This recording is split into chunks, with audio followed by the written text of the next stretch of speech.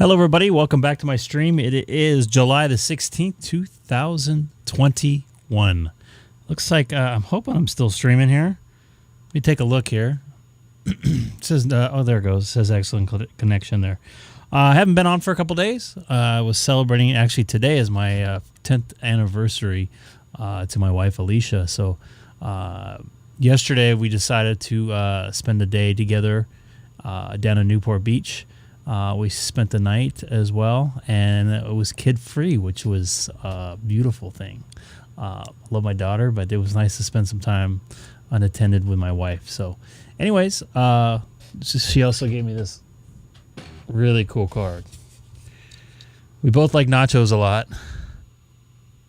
It's probably two. There we go. But not your ordinary couple there. So both really enjoy nachos. You know, just like the basic cheese whiz type crap that you get from the pump thing, like the 7-Eleven and stuff. But anyways, let's get to some radio here on the Greg K6EGG live stream.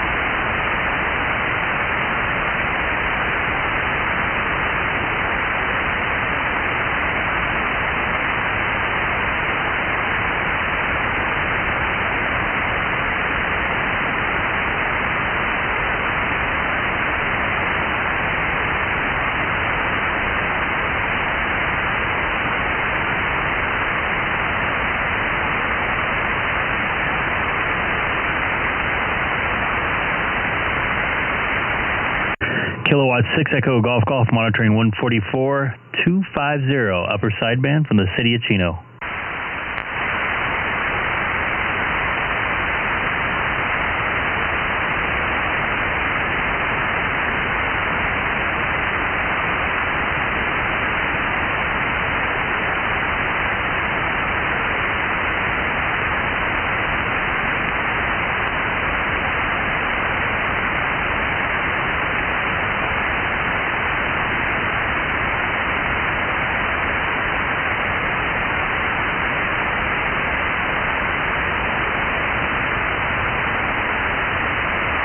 All right, so I'm going to leave the stream going up here for the next few minutes, or I'm actually going to leave it up.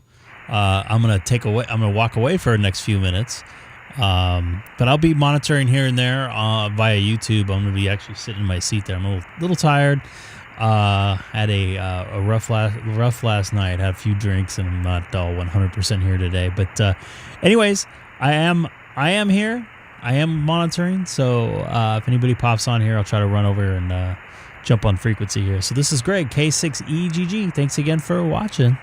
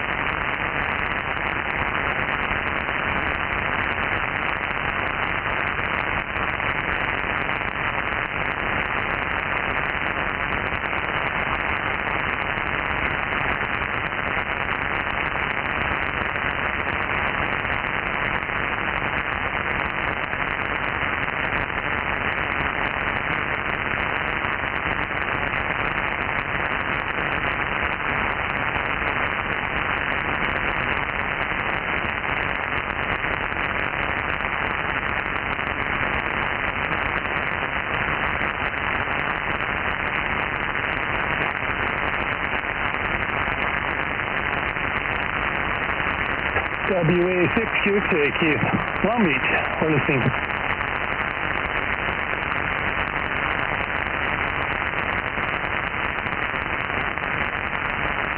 Well, nobody's been out here lately, huh? Hey, Alex, how you doing? I don't know yet. No, I'm not awake. Did you take a nap or like kind of trying to wake up? No, I've been half asleep all day. I got lousy sleep last night. Less than an hour woke up, less than an hour woke up, less than an hour woke up, less than 2 hours. I hate it when that happens. I have those kind of nights too. Hey, I spoke to this guy. I don't know if you spoke to him before. His name's Keith also. He's kind of a newer ham. He lives in Orange. And he's got kind of an antenna issue. And I told him, man, he needs to talk to you to help. Maybe you can give a couple of quick pointers.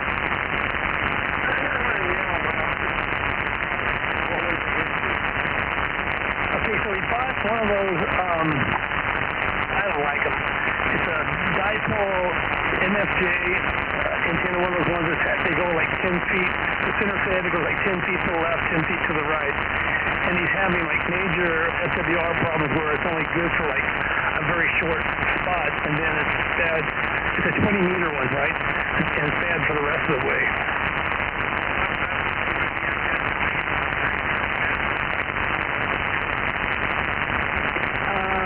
Even with the antenna tuner, and that's probably the best it's going to do.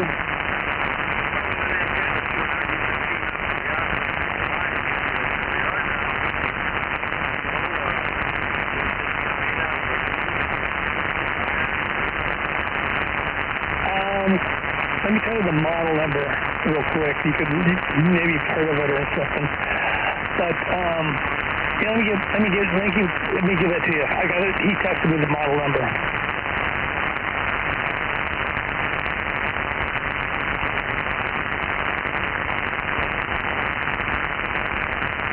Yes, the NFJ 2220 20-meter dipole.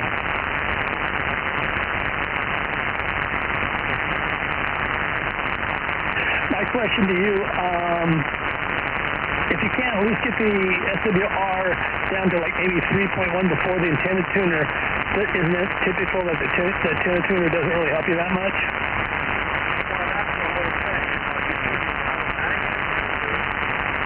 No, he's got an LDJ, is that what you call them? You know, external tuner.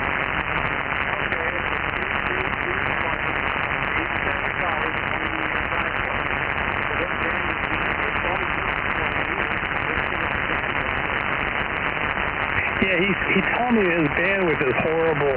He's like, he can get a decent SWR for like a real short distance, and then it's just horrible. He's running 25 feet of coax. He bought a 1-to-1 bound for it that he put between the coax and the antenna to hopefully help out. It didn't really seem to work. That was a waste of money.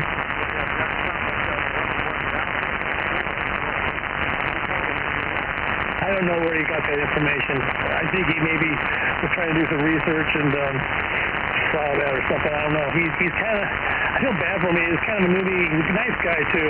He's a retired gentleman. He's probably about 68, something like that.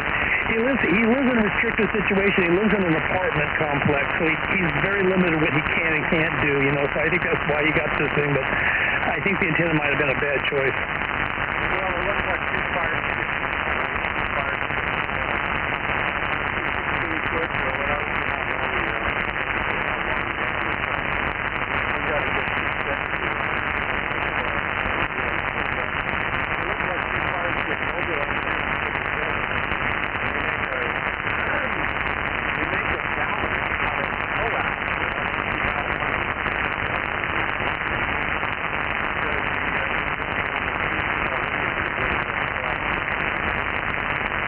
If I text him and he can get on to talk to you, are you willing to talk to him, or would you rather not right now?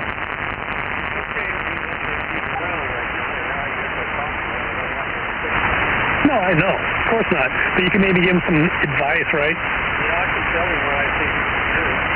Okay. I don't know if he's going to get on. I'll text him, let him know that, because I told him about you, and I said I don't know if he's available right now or not, but I'll at least text him, let him know that you're available if you want to talk to him. Okay. All right.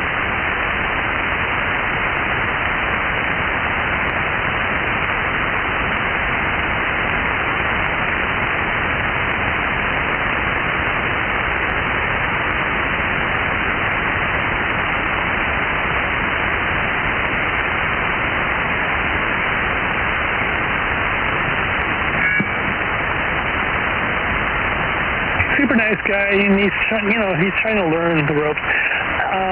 He wasn't grounded or anything several weeks ago, and Fred and him had a big conversation. He's taken his lead, and he's grounded his station now and done this, done that stuff. So he's trying to do the right thing and everything to make his station better. He's got a 7100, an Icom 7100 like I have. Okay.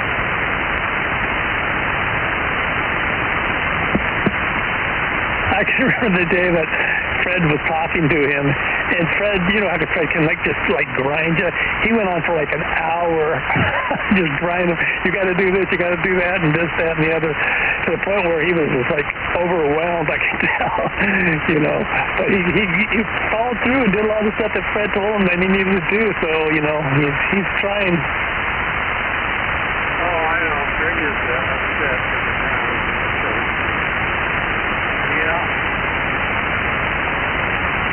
As far as choking, what are the key areas that you would start with? Just in general, not that because you have a specific noise that you're trying to get rid of, but just in general, do you have an idea? Yeah, years ago, there was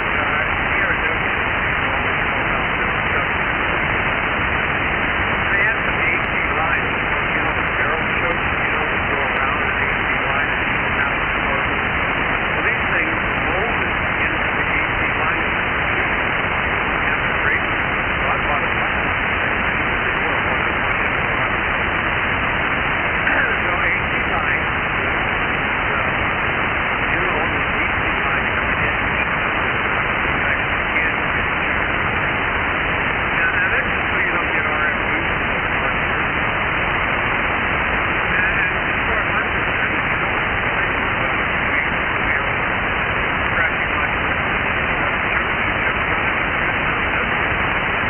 Okay, good. So let me ask you this: I bought some chokes last week. I went with a group order with Ward and picked them up last weekend. As far as the power supply, I choked it off, and I got the choke closest to the input going into the power supply. Is that on the right side, or should I even do it on both sides? Well, on mine, I've got it on both sides. I come in and I got those big computer chokes that are molded into the AC line, and that goes into the power. All right, for those of you watching on the stream right now, I'll just bring up turn this down here, the ham radio swap meet tomorrow that's up in Claremont. That's at Granite Creek Community Church at 1580 North Claremont Boulevard. That's in Claremont. And the zip is 91711. Once again, it's Granite Creek Community Church at 1580 North Claremont Boulevard. And that's in the city of Claremont. That's the LA County Claremont, not San Diego Claremont. 91711. So hope you can stop by. I'm going to probably be there around 7:30ish, depending on how I feel when I get up tomorrow morning. I'm really looking forward to it. Meeting a couple new people. I might take some video if the people don't mind me checking things out. So anyways, I'm looking forward to being up there and checking things out with everybody. So with that being said, let's get back to some radio here. Also, real quick, before I get back to radio, I have a TS2000 that I'll be getting rid of. It is probably mainly for parts only, or it's definitely fixable. It receives on FM on 2 meter and 70 centimeter. it just does not receive on sideband or HF at this point. I think the HF transmitters were working, but I haven't used it in a couple years. But the last time I turned it on a couple months ago, the FM worked on 2 meter and 70 centimeter. So once again, don't forget to stop by the what's it called? The ham radio swap meet. That's tomorrow, bright and early. I don't know why they're so early. I'm not an early riser, so bear with me on this tomorrow morning. But I'm looking forward to meeting a couple of the guys that I've talked to on the radio here the last couple months. So let's take a listen to see what's happening in frequency on 144.250 here. I know it's a real complicated subject matter because you got like the 31s, you got all these different numbers, you know, that mean something. I don't really know what they mean, but I'm just going by what people are telling me to do, you know. Yeah, each one of the numbers have a correlation with frequency against what the level of frequency is lost, how high it's Okay, yeah. All right, enough of that subject. I know it's kind of a boring subject, huh? It's like it's batted into the ground. Okay, well, I'm looking at this antenna, and it's two sections. It looks like it's two HF sections, and it's got a whip going on top of it. How do you do these whips? I'm not sure, and I did text him. He hasn't responded. Another problem I think that he might be having, too, is like they claim that you need to have it roughly 30 feet in the air, and he just doesn't have that capability as he has it maybe 18 feet in the air. So that could be an issue, too, huh? They say it's 18 feet in the air, so it's 18 feet in the air. Just like I showed you, the antenna, the aperture is real low. The one I showed you to make. If you buy any of those other antennas, you're going to have to put it up to 30 feet of it. Okay, yeah. All right, well, you know, if he doesn't talk to you today, I told him, I said, you know, you're around sometimes in the mornings. You could always try to, you know, call and see if you're available, that type of a thing. So, you know, I hope he gets a hold of you so he can kind of pick your brain on where you can give him some ideas. Okay, well, I'm looking good for this. Here's the 220 range. Maybe it'll give me another one out of the meeting.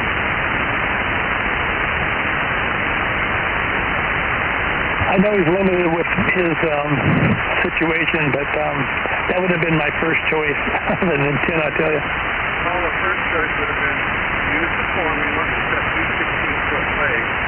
Cost you all about maybe $3 instead of paying $69 to $80. Yeah, you're not very impressed with this antenna, I take it either. Never impressed. That's because you made 700 plus. You know how to make them better than they do. Well, I'm telling you, 57 cents worth of copper wire would outdo the ones they're using. That's unbelievable, yeah. Well, good, I know, but that's why nobody will do it. Or try.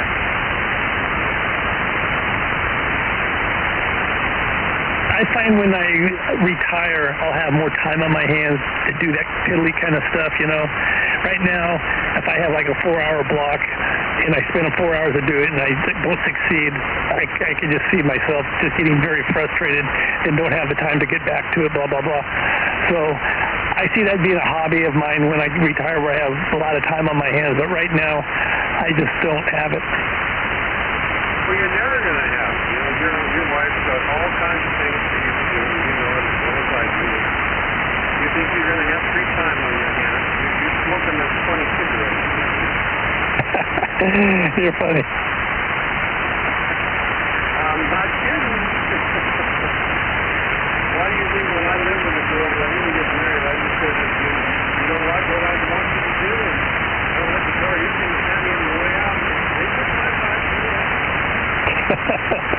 Yeah. Well, there's some truth in it, you know. She's going to have projects for me all the time, but I'll still have I'll have more free time than when I'm doing my working days, you know. Well, there might be a tutorial on how to set that antenna off, but, you know, I don't know why you put the 1-to-1 gallon in there. I don't know what you Yeah, it sounds like a waste of money.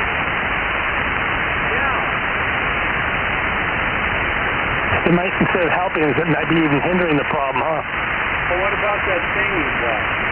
You ever did use that little C connector with the, to make that the HF antenna that I took you to make out in the backyard? You know, Oh, the Alpha Delta thing? Yeah, the Alpha Delta. Yeah, wait till I retire. Oh, come on.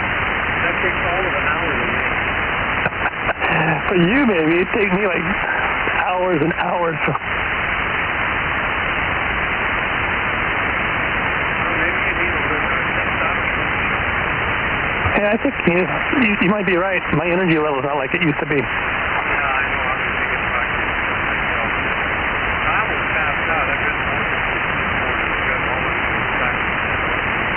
Oh, funny you say that. I didn't extension myself because I just didn't have the time to get to them. So I finally, this past week, that's why I haven't been on the radio all that much. I've been focusing on them. It took me basically 3 full days to get them all up and running, and then I submit them to my accountant via online. Well, this is 4 years back. Well, I mean, a lot of times when you're retired, you don't even have to bother doing them. Is she making too much money? She didn't have to pay any taxes for all 3 years. But she didn't have to pay any taxes, but because she has annuities and things like that, she has to file it. Oh, really? Because my father, he's about the same age. He's like 90. He's got some things. I don't know if they're annuities, but he's got some investments, you know, like retirement type accounts. And, yeah, he's not filing. Well, it's too, he can do what he wants with them. Some accident, his mom, they told her she didn't have to file, she didn't have to pay any taxes, and she took that out. She didn't have to file, but H&R law, I went through them this time, and I saw what they told me that we had to do, and then they sent her, they wanted one of her 1099s audited for 1 year. So, anyway, we had to file, because she has put you trust, she has investments in cannot file. You have to file it in your. Okay, yeah. I don't think, first off, I know my dad doesn't have any trust. And secondly, I think you have to have X amount of money that you've made through these investments that bothered. I don't think he's at that level, you know? No, not according to them rules and regulations in the law. She didn't make enough money to pay taxes. But because she has that amount of money, trust and things of that nature, she has to file every year. Okay, I hear you. And maybe that's the difference, because he gave me the figures, and I sent it to my accountant because he uses them when he needs to too. And he says he doesn't need to file this year. Well, here's the deal. If you are just getting Social Security, and then both of your spouse are married, and you're not getting over $2,500, $25,000 a year, something like that, you don't have to file for the income statement. You don't have to file the income tax. But on that, but because you have money and college and trust and things like this, and you have CDs, and because you have that stuff and it's piling up, you got to file every year. And it doesn't mean you pay taxes. That's just the rule. Yeah, you know, being retired is like confusing. As we get older, we're probably not as the sharpest tack as we were when we were younger, right? And they keep throwing more regulations and stuff. Like I'm learning, like, you know, with a typical IRA, you have to start drawing on it by age, I think it's 72 or something like that. Like start drawing on it if you haven't drawn on it at all. You got to start drawing on it. You got to draw a certain percentage every year. Or you get penalized. Yeah. Are you having to do that, or do you have any that you haven't even worried about?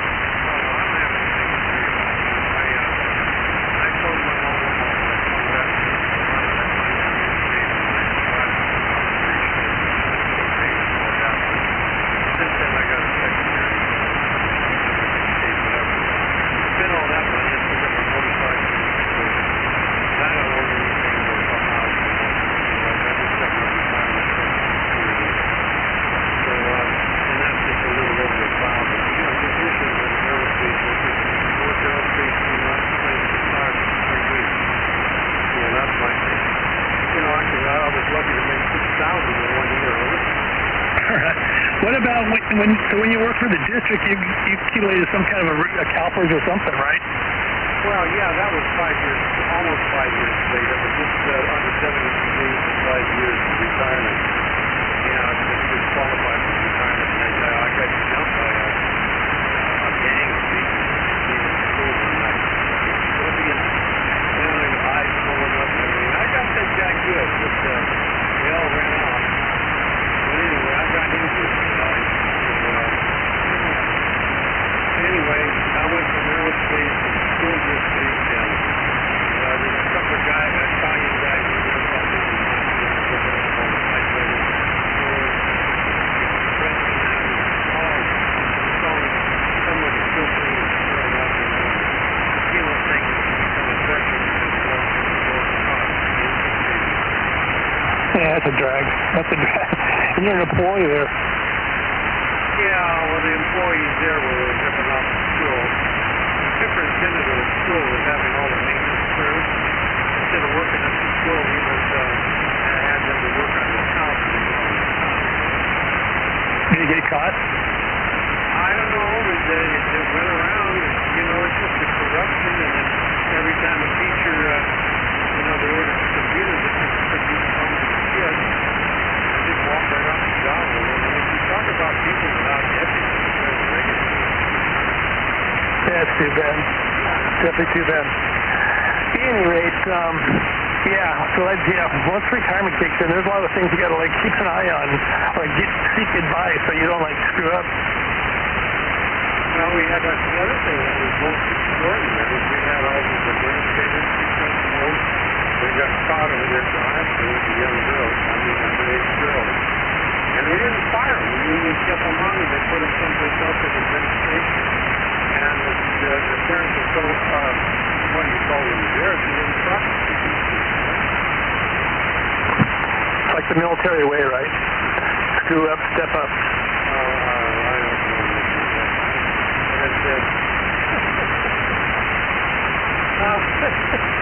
I was over there ground shooting at night, and the aerospace were all looking at the machine gun. And I had this little cart to go around and check doors and all and make sure, and drive-by shootings and all of that.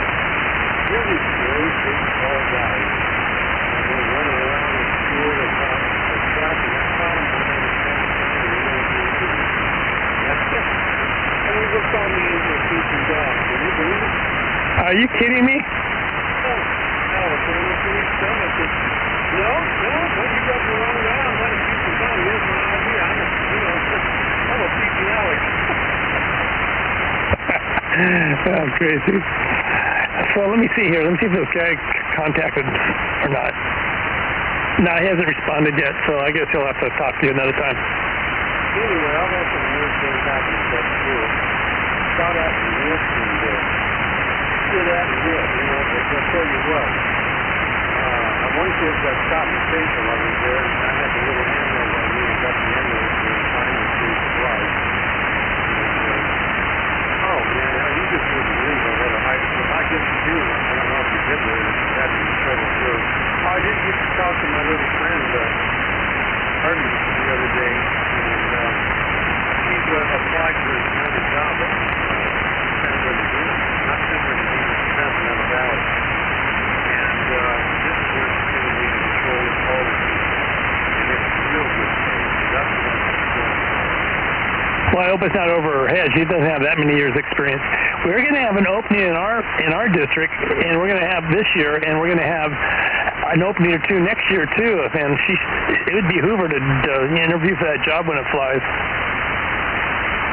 Well, I don't know. She's worked at two colleges in the theatrical arts scene and circus and things.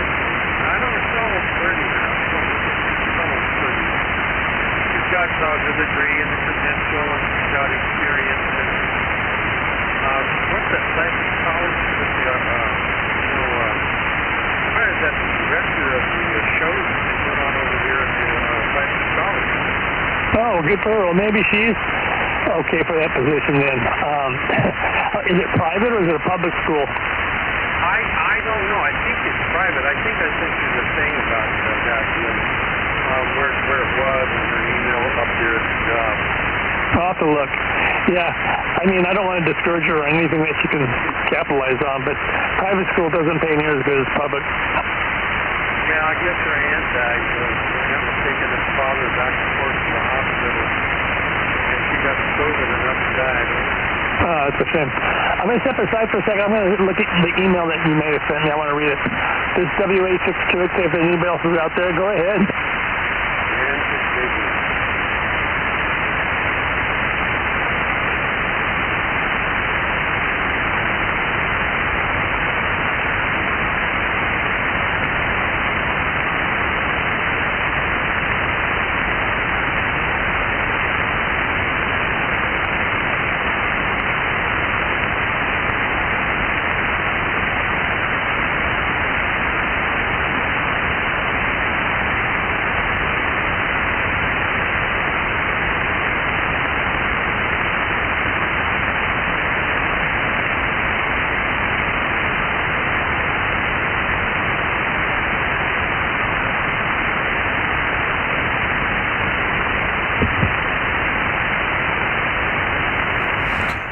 Hello to anybody watching on the stream tonight. Don't forget to say hi in the chat. Let me know where you're at.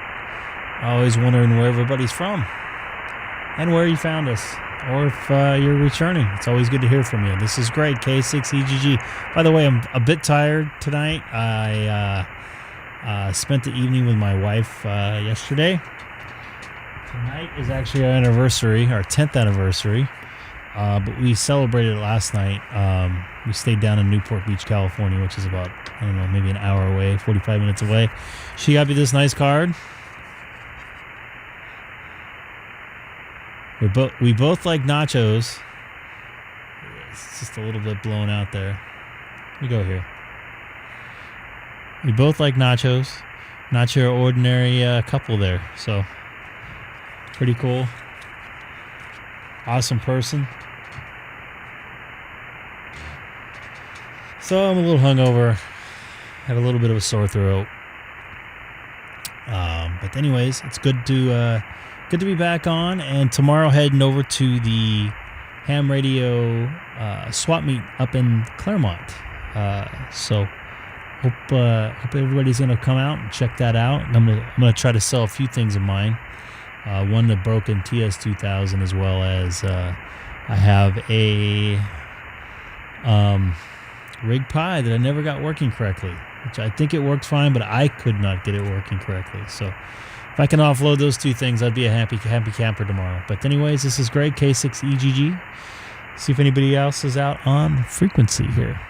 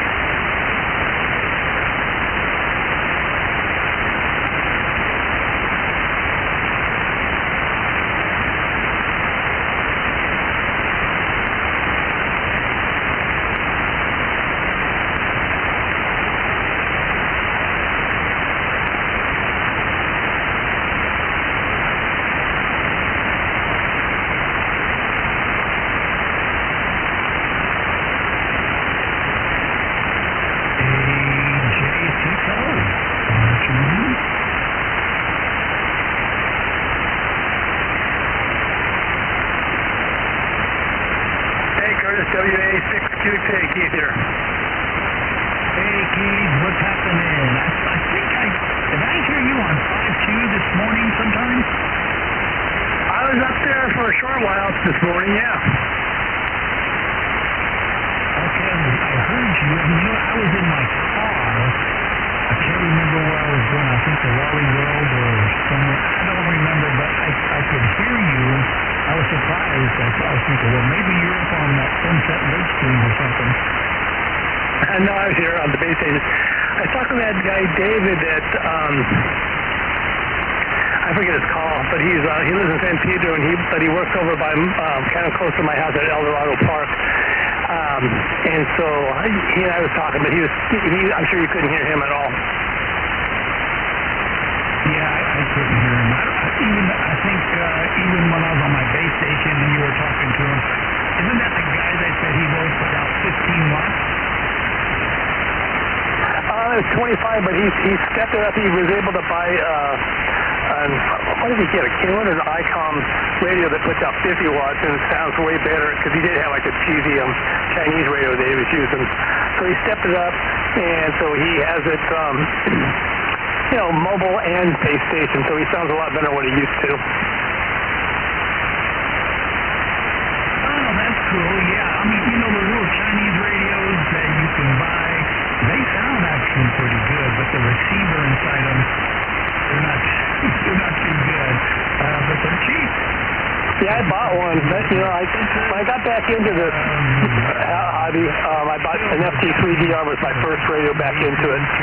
And then I bought one of those Chinese radios. And the reason I bought it was because it was a tri-band radio. It's actually a 4-band radio. It had a 4th band that was unusable for us. But it had 220, so that was the enticing thing. And it cost me $100 including a mobile antenna. It's like a mobile rig. It's not the size of a piece of bread, as far as how wide it is. And it only puts out 25 watts. But you're right.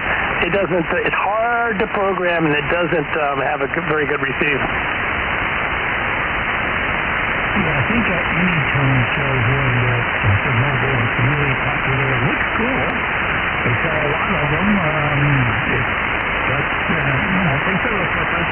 They work. I have a couple Anytone handy copies here, and they're made for DMR, and they're they really fit good. They sound good. So they do. The Chinese do make some good amateur radios even. Yeah, Anytone's a pretty good name. Mine was a knockoff brand, sold by Radio Diddy. Ever heard of those guys before, Radio Diddy? The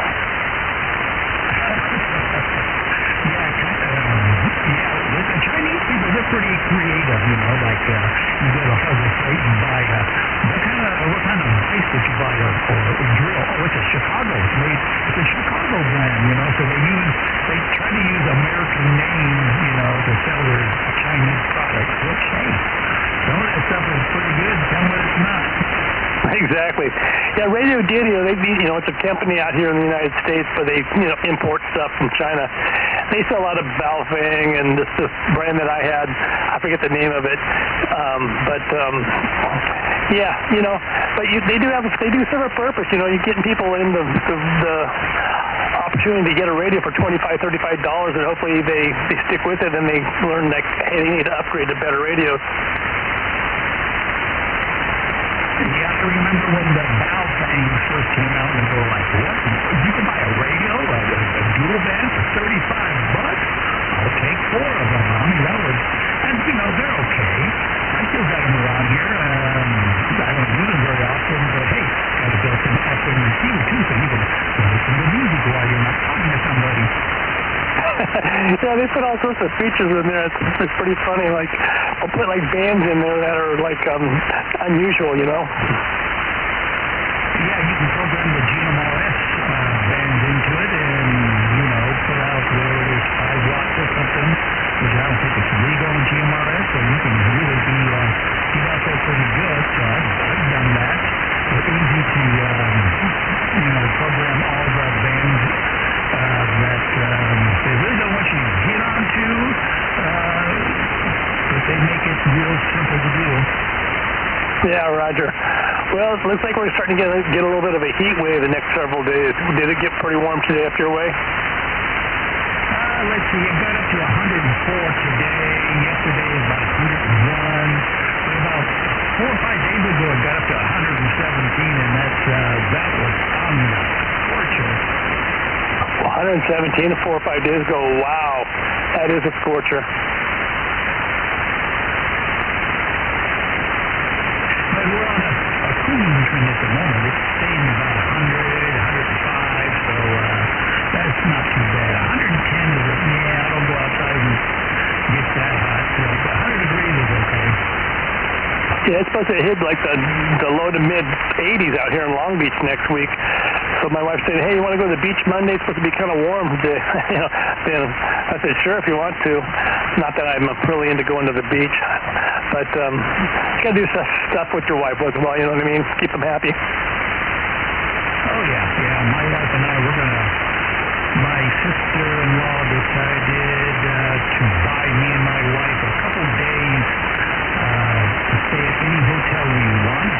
So we're going to tell her we want to stay in Huntington Beach on Pacific Coast Highway, and there's a hotel there not too far from the Huntington Beach Pier. I don't know how much it costs, and I really don't care, but we're going to tell her we want to stay 2 days there. So we're going to go and spend a couple days at the beach, maybe go to Disneyland again, and that kind of stuff. But yeah, you guys do that.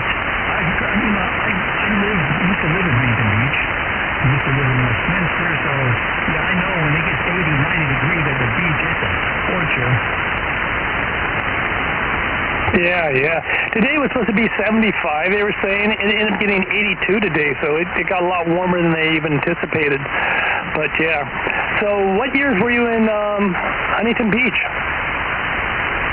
I was there in the mid-70s.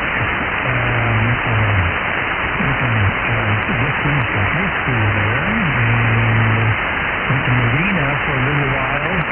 Yeah, it was in the mid-70s. All right, cool. Well, you must remember the Golden Bear. Yeah, the Golden Bear was right across the street from the Huntington Beach Pier. In fact, they tore it down, and they built this 3-story building with a man's theater. It has 7 theaters, and in the basement, that's where the new Golden Bear was. So I don't know if it's still called that anymore, but they still have music that goes on there. Oh, they do? I wasn't aware of that. Yeah, I drive PCH quite a bit when going to work because, the freeway's just too jammed. I got away with it pretty much for the past year because of the pandemic where traffic was lighter, but starting next year, I'm sure I'm going to have to try taking PCH every day to go to work. Yeah, definitely. Huntington Beach is definitely my favorite beach to go to. I grew up a lot of my years down around there. Did a lot of partying. Did a lot of beach parties, and in fact, I did the electrical work on the movie theater that was right there, right across the street from the pier. And I remember back when they actually remodeled the pier, and I'd see them every day when I went to work, and they put these great big steel plates all the way around the pier, and then they drained all the water out, and so there was no water under the pier. And then they go in and they redid all the stands and hold the pier up. And so that was like in the almost in the 80s, something like that. Oh, that's interesting. Yeah, Huntington Beach is a cool city. I like the city a lot. I wouldn't mind living there, but I'm where I'm at. I've been here. It'll be 25 years from Labor Day weekend, so we made it home. Long Beach.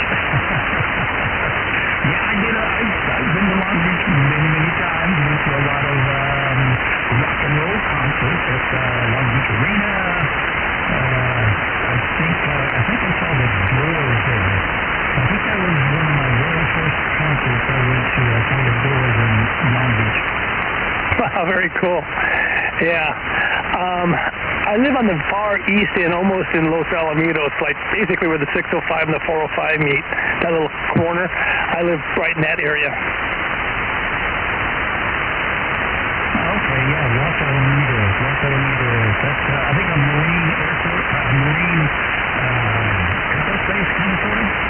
Yeah. I live on officially on Long Beach. I live on the Long Beach side. But yeah, you're exactly right. I live, well, you probably know, since you were Huntington Beach, you probably know El Dorado Park area in Long Beach, off the 605. Oh, yeah, I know where that is. I used to go fly remote control airplanes at a park right outside Los Alamitos base there. And I remember one time I lost my plane and it kind of landed near the runway on the other side of the fence. Had to go around and I talked to the guards and they said, just go real quick and get your plane. So it was weird because, normally when you fly remote control airplanes, they don't want you to fly them near helicopters and real airplanes, but there was a couple near misses where I was flying on. That wasn't that good of a pilot. They let us do it. It was kind of weird. That's so funny. They do that over at El Dorado Park has like the north end and the south end. The north end, off of Wardlow, they have an area where they do remote airplane flying. Yeah, it was a hobby that I got into it for a while. It was a lot of fun. And the control tower at Los Alamitos, they gave us their number, and every time we got there, we had to call the tower and tell them, we're here at the park, we're outside the base, we're going to be flying our nothing to airplanes. They said, okay, thanks for letting us know. So they didn't mind just as long as we let them know. It was fun. I still have my remote control airplanes and control a lot of stuff out. And I do have enough property out here where I can fly, anytime I want. I think last time I flew an airplane was maybe 4 years ago. But I still have it in my garage. It's really a fun hobby. So on a charge, how long can they fly? Let's see, of course, we use LiPo batteries, lithium polymer, something like that, which hold a lot of juice. You can usually go about, it all depends how fast you fly. If you keep it throttled back, real low, you can go about maybe 20 minutes. But if you like to speed a lot, you can go about 10 to 15 minutes, something like that. Okay, because when my son was younger, I got him like a remote, like a little remote truck, like one of those kinds that could go up hills and pretty much up walls and stuff like that. But it was very disappointing because like the battery life was like maybe 5 minutes, and I'd buy several batteries, which were kind of expensive, and then they took a while to charge, so it kind of took the fun out of it because you could only do it for 15 or 20 minutes, and then that was it. Yeah, it was definitely more beneficial to have like 3 or 4 batteries. So when I go there, we use one battery, and we use that up, and we put a fresh one in it, and I hook my battery charger to the battery of my car, and we charge up another one. And by the time I get through all the batteries, the first one's charged up again. So you can actually go a long time. But I had a heavy foot. I flew mine pretty fast all the time. Yeah, it's pretty intriguing. So how do you know? Do you just have to guess, like when the battery's going to go dead so the thing doesn't just crash on you? Oh yeah, well, LiPo batteries, when they start going dead, you can definitely tell that it doesn't have the get up and go that it did have. But those kind of batteries, once they start going dead, they go down real quick. So you try to fly, not too far away. The remote control electronics that I use was strong enough where I can actually fly it out of sight and never even see it. So I always made sure I flew, really close to the runway. Yeah, because like my son's little monster truck, things like, the battery dies is not a big deal because you're on land. An airplane's a little different thing if you run out of power. Yeah, it's a pretty cool hobby. Even the speedboats and the helicopters and all that stuff. And that stuff is not cheap. Those helicopters, they're way over $1,000 for one of those. And you crash that and you're just not happy. So is the next level going up to a drone? Yeah, I have a drone. My son got me one a couple of years ago, a little Spark. It's fun. And they're pretty easy nowadays. because they're computer controlled and they use a satellite to so, even if it's windy outside and I take off in my backyard, the GPS that's built into the drone, it will keep it right there at the same spot, so it will automatically control your drone. How cool is that? Wow, does it have a camera attached to it? It does. It will do, 1080p video. I can see a part 2 of your video for your antenna farm with that drone. How about that? Yeah, I should break it out and charge it up and go fly it some more. It even has a mode where you put it in follow mode, and it'll follow you wherever you go. You take off and you go maybe 20 feet in the air, and then you just start walking, and it'll follow you wherever you go. Oh my, that's crazy. How long does those batteries last? Oh, let's see. They're about 10, 15 minutes. All depends how much juice you put to it. Oh, okay. Yeah. I got a buddy that does that, and he does filming and stuff like that. So it's pretty cool stuff, and some of the stuff he's developed. Yeah, pretty much all the motion pictures you see nowadays of all these, flying down the river or, they used to use helicopters a lot, which is very, very expensive. Now they just use drones. They just have somebody to fly a drone, and they take, cinematographic video. It's pretty amazing what you can do nowadays. Yeah. Have you talked to anybody else today at all? I talked to a guy today on D-Star on 147.55, and he was just driving from San Diego, and he was going to Las Vegas. So I talked to him for maybe about 40 minutes, and he was coming in good the whole time. And eventually I asked him, okay, why are you going to Las Vegas? Just to party or gamble or anything? He goes, no, I am a sound engineer, and I'm going to Las Vegas to do a live show. And I thought, well, that sounds familiar. I know another guy who has in the past made multiple trips to Las Vegas and also did sound engineer for live broadcasts. And he asked me his name, and I told him, well, that's K6EGG, Greg, everybody knows him. And this guy's name was Nick, and his call sign was Kilo November 6, Oscar, India. And he told me to ask Greg, has he ever worked for a company called Vector Echo Romeo, VER? Okay, well, Greg might be out there now. He texted me and said he's going to be on the air, and that he was already had the live stream up. So, hey, Greg, you out there? I'm sandbagging. Hey, well, answer Curtis's question for him. I had to turn down my speaker. I have worked for VER, yes. I know who they are. And the name sounds very familiar. Yeah, and he told me that he was a relatively new fan, hadn't been into it for a long time, and he was asking all kinds of questions about HF, and I was actually on 1.2 gigahertz going through D-Star, and there's a certain mode. If you go into a D-Star repeater and you use the DR mode, the button that's on the left-hand side, and you push it, you can tell it, it'll say 2, and then from, if you press on the 2 and you put in the call sign of the repeater that you're using with 2 blank spaces after it, it will transmit on all 3 modules at the same time. It will transmit on A, B, and C.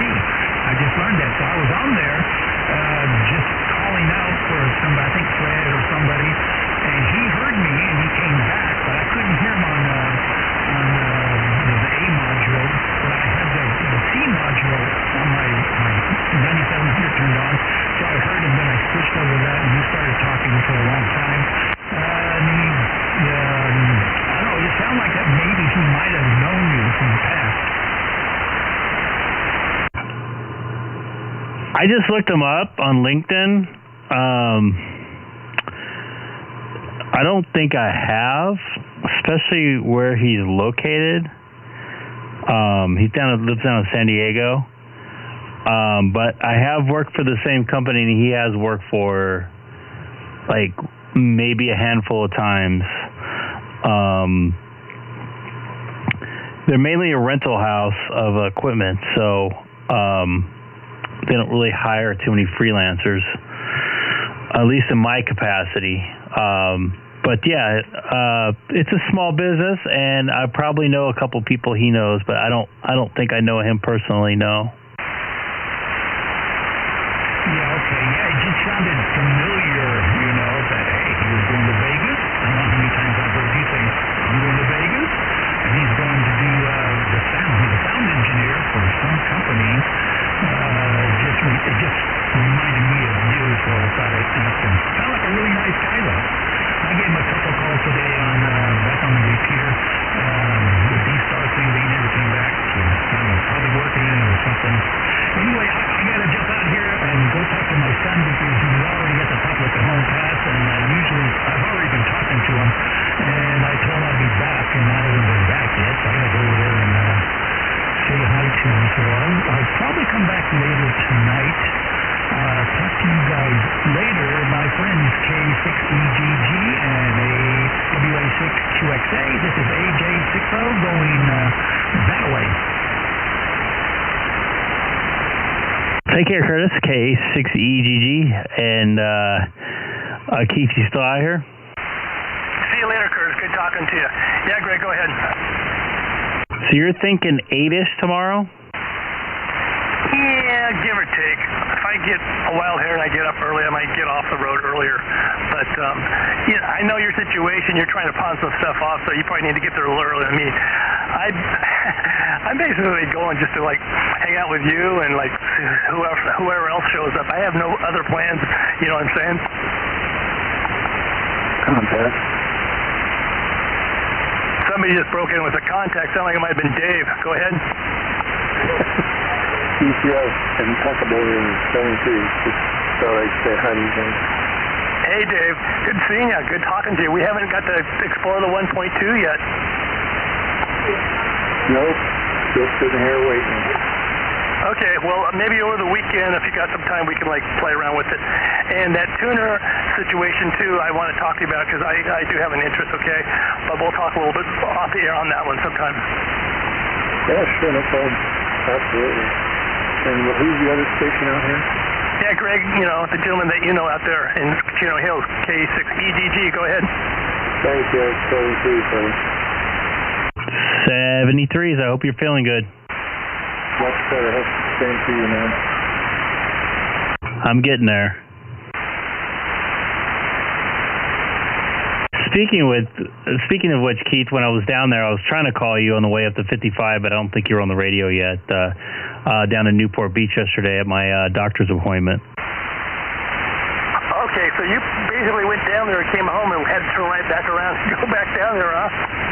Yeah, that wasn't the original plan, but it ended up working out that way.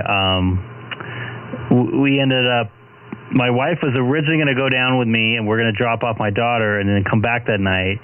And then we discussed getting a hotel and staying the night, but then we couldn't get anybody to watch our daughter till later in the morning. And it wouldn't make much sense for my wife to get up with me and leave at 7 o'clock in the morning.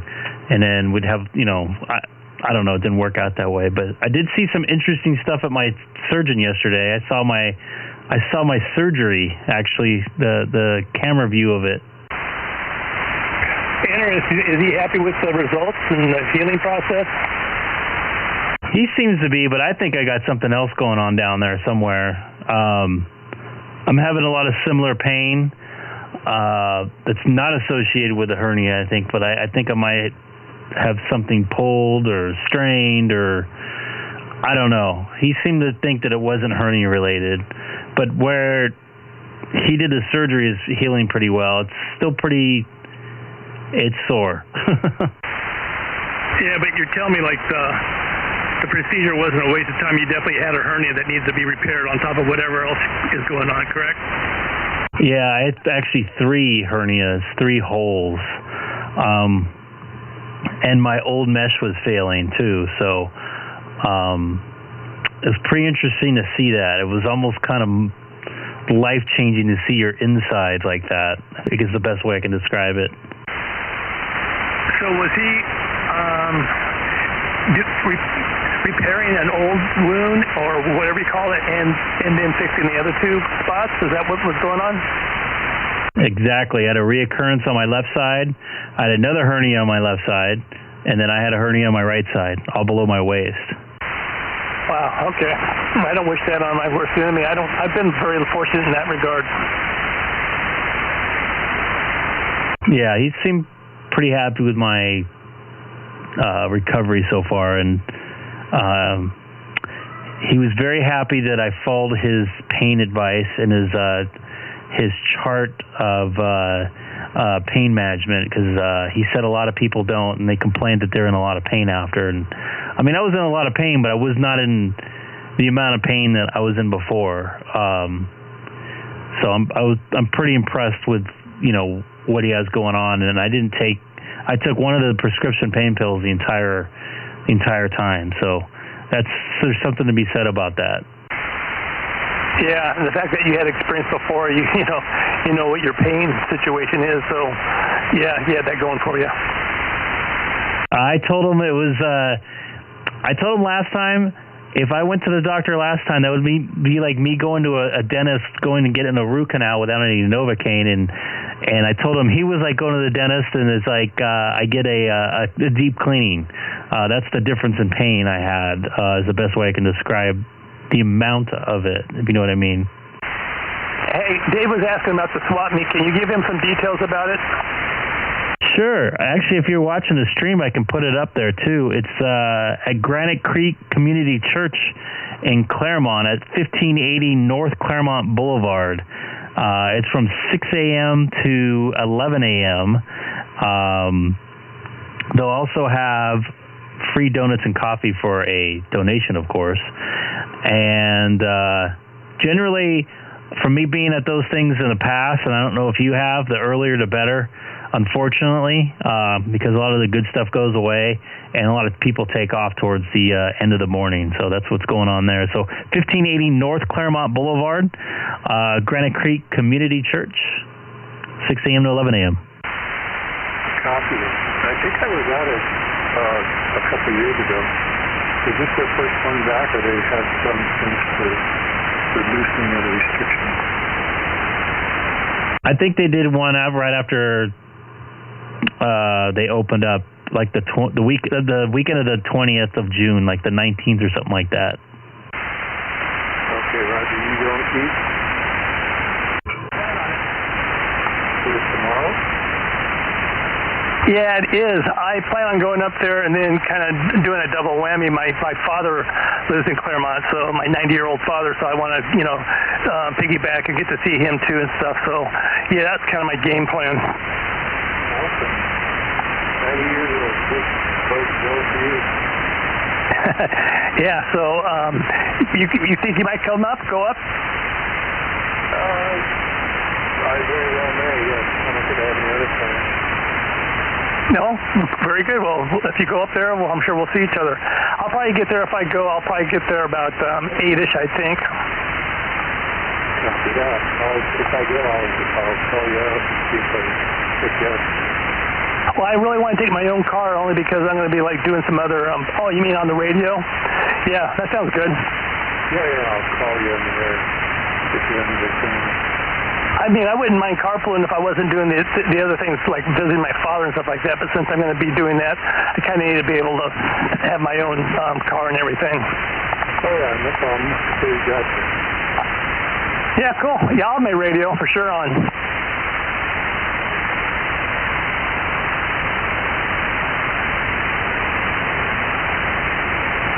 I like how you said free donuts and coffee for a fee or something like that, Greg. That was pretty funny. For a donation, of course. That's right.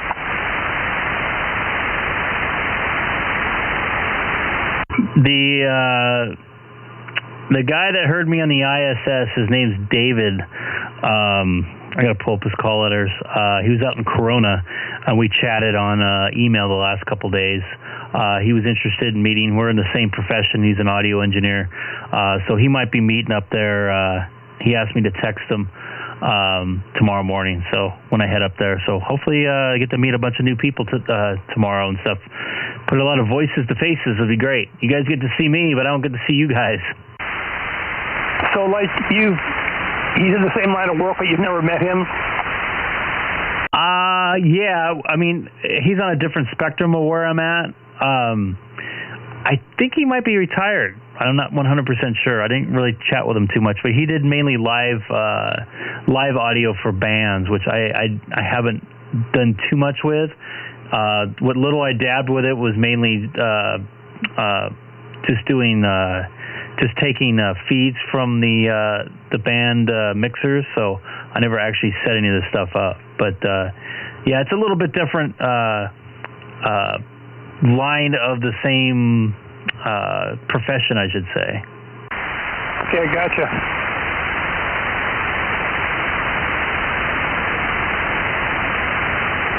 And that's working on a band, touring and stuff like that. I've known a couple guys that travel around. I know one of them that did with David Lee Roth. Another one with Van Halen, at least on the video side of things, and it was brutal for them. They were after like 5 or 6 years, they look like they're torn apart. It doesn't sound good at all. No, I did some WCW back in the 90s where we, in between cities, we'd jump on tour buses and go from town to town to town for a couple weeks at a time. And that, I mean, not knowing where you're at, and it's kind of scary. It's just, you're just like a robot at that point. It's really hard on your system. You got to be in really good shape, and you're staying up all night and then sleeping kind of in the late morning, and then it's just like a constant cycle every like 2 or 3 days. Yeah, I can imagine. I think I'm still a little hungover from last night too. Did you have a cocktail or two? Yes, I did. It was the first time in 6 months, maybe. That's it. You're pretty much a lightweight, so you have a couple cocktails and boom, it really affects you.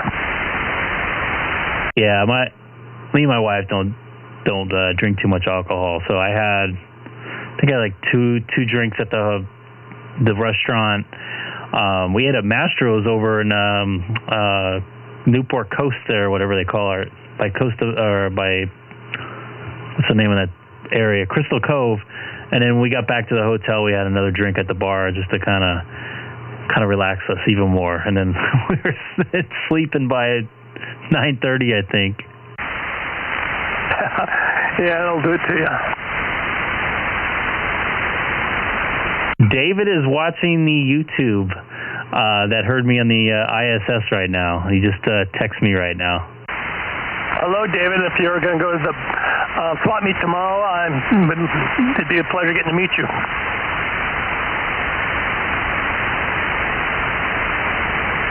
This is WA6QXA Keith here in Long Beach, by the way.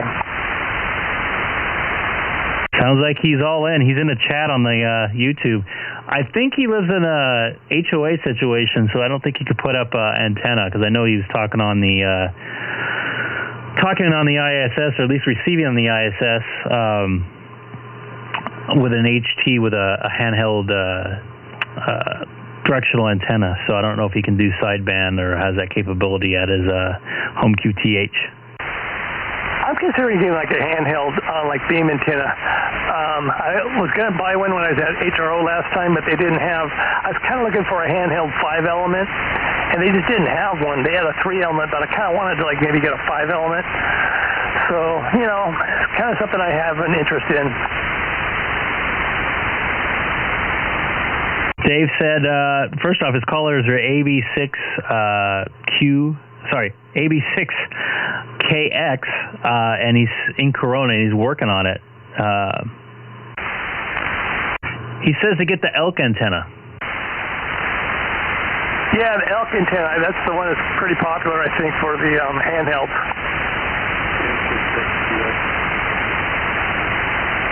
N66QX, go ahead. Yeah, sorry to try to find a time to see if I can get a signal report. Just got a new setup here. Talked to you guys on a handheld before, and I'm using the same handheld, but I've got it to a vertical on the roof now, so I just wondering how you copy.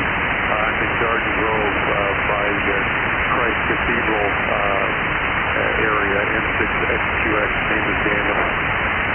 Did you say your name was Daniel? This is Keith here, WA6QXA, and I'm in Long Beach. You're at me about an S4. Okay, great. Yeah, you're coming in fine. I'm over here by the city shopping center, the outlets at Orange, and so yeah, I'm getting out, so that's good. I'm running, almost somewhere around 8 watts, something like that. Wait a second, is this a handheld that has sideband? Yeah, actually, it's the category is handheld, but I guess it's the Icom 705, so it's the small portable multi-mode, multi-band transceiver by Icom. Yeah, I'm familiar with that radio. That's a sweet radio. Hey, Greg's over in Chino Hills. Greg, you're getting a copy on, was it Daniel out in Garden Grove? Yeah, Daniel. Yeah, Daniel, I got a copy on you. That's N6XQX. This is Greg K6EGG over here in the city of Chino. I do hear you. And if you're interested to see how you sound, you can pull up YouTube on your phone or your computer if you have something nearby and type in my call letters K6EGG. Kilowatt 6 Echo Golf Golf, and you should be able to hear yourself on there. You don't have any signal, but your audio is coming through crystal clear, just to let you know. Okay, great. I appreciate the signal report, K6EGG, how I copy, and to go on YouTube, and I understood that. So yeah, you're coming in fine. I'm glad I'm getting out. Just running, full power. So thanks again, guys. I hope you have a good evening, and I hear you guys from time to time on this. I'm glad you're getting good use of this one-time band for operators using the VHF band. So great to hear you on tonight. Hope you have a great weekend. And big thanks to us. I got a comment. Go ahead. Yeah, the 705 is 40 over S9 here in Little Saigon. Okay, thank you. Yeah, Daniel, thanks for coming on, and come on anytime. I think we spoke before. I think I remember talking to you. You have a fine radio there. Hey, real quick, Daniel, what kind of antenna are you running? I should know the number here. It's a high gain vertical dual band by Diamond, and right now the number is escaping me. Did you say it's a mobile antenna? No, it's a base antenna made by Diamond. It's Diamond. Yeah, okay, Roger. Do you know about approximately how tall it is? Yeah, I think it's around, let's say, 16 feet, something like that. Yeah, that's the blah, blah, blah 500 model, I think, something like that. Yeah, that sounds right. Yeah, so it's got good gain, and the base of it is up about 14 feet. Yeah, that's a great antenna. Fred's got that same antenna, the 17-foot diamond antenna, KN6OS out there in Cerritos. He's got that same antenna. Yeah, it's good to hear. I know that I can get out on the lower power. I've got a 9700 Icom, running 100 watts, but I've been interested in operating with this when we go out on camping, and also I've got some smaller solar panels and smaller batteries, so it's good to know that I could be operating. And I have an antenna I take with me that's not quite the gain of this one, but it's a high gain mobile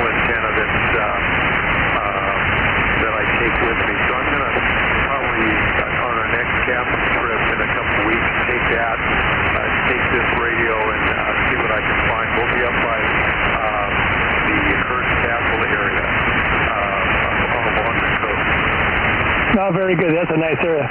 Well, thanks for popping in. And anytime we do radio checks. We like helping people out and those types of things. People have helped me out many times too. So it's great talking to you again, Danielle. 73 WA6QXA will be on the side. Okay, tell him I can hear him out in Temecula too. Hey, Daniel, you're being heard out in Temecula also. I believe that's Ron.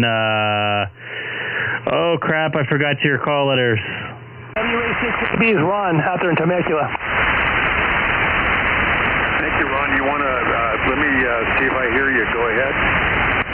Daniel, I believe your call is N6XQX. Is that correct? WA6AB? W6AB, yes, that is correct. N6 X-ray, Quebec X-ray, XQX. Sounds like you got it 100% right, and I'm hearing you fine. Good signal over here. Okay, I just wanted to let you know you were getting out this far with your 705. It sounds real good. So, okay, Daniel, drop in anytime. 73 from Temecula, WA6AB. 73. Great to hear. Thanks, you guys, for the signal reports. I really appreciate it. Helps a lot. N6XQX, do you copy Alpha Juliet 6 Oscar? It's pretty noisy tonight. I'm not sure why, but I do hear you in there. Not too well. You're just there in the noise, but I did hear you. Okay, very good, Daniel. Well, my name is Curtis, and I'm in Apple Valley. I'm on the other side of the San Bernardino Mountains, and I have a F0 signal strength on you, but I can't hear your audio, so I can copy you 100%, no problem. I could hear, I believe he said his name is Curtis. It's just right in the noise level. This extra noise, I'm sure if it wasn't as noisy tonight, I wouldn't have a problem copying, but I'm having some difficulty right now. I'll relay. That was Curtis and AJ60. He's out of Apple Valley. He just want to let you know that he's hearing you. You know, you're not giving him a signal, but he good audio. So you're making the grade up to Apple Valley, okay, Daniel? Oh, thanks for the relay. Yeah, pretty noisier than normal for me tonight. And I could hear him fine without the higher noise that I'm experiencing tonight. So thanks a lot. Okay, Daniel, 73, talk to you later, and hi, Ron, WA6AB, AJ60 listening.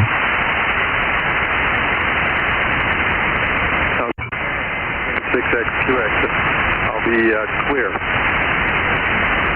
Hey, real quick, Keith, you still there?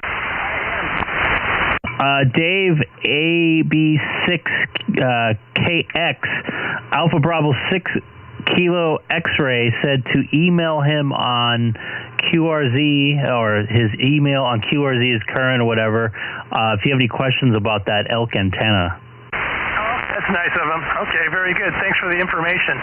I'm going to step aside for about 5 minutes. I'm going to go get a snack out of the kitchen and come back. So take it away, you guys. WA6QXA clear.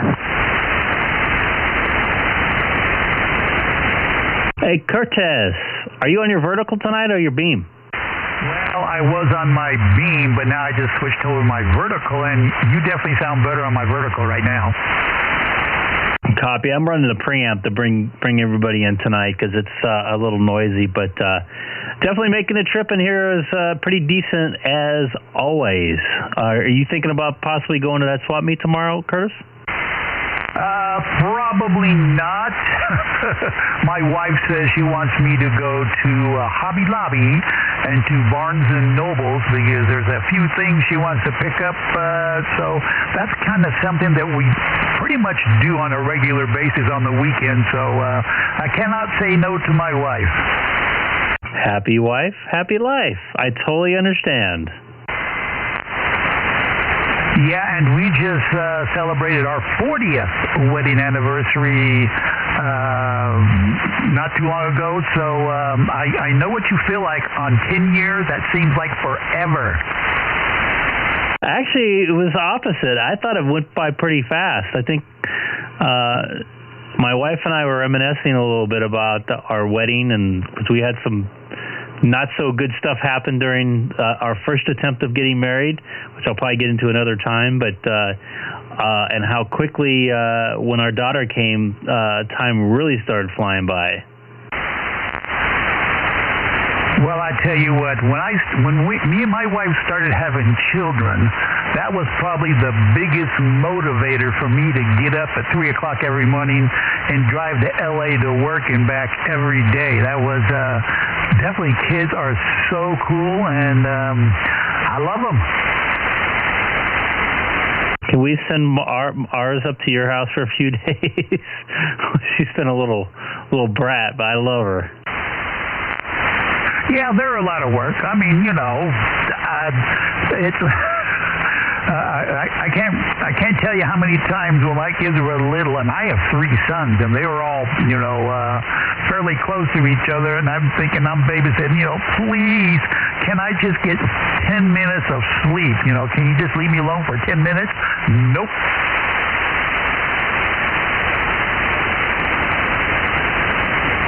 Yeah, and you know what? I feel the same way about working. When I was off last year for 5 months, and I felt I don't know. I think you understand what I'm saying without saying it.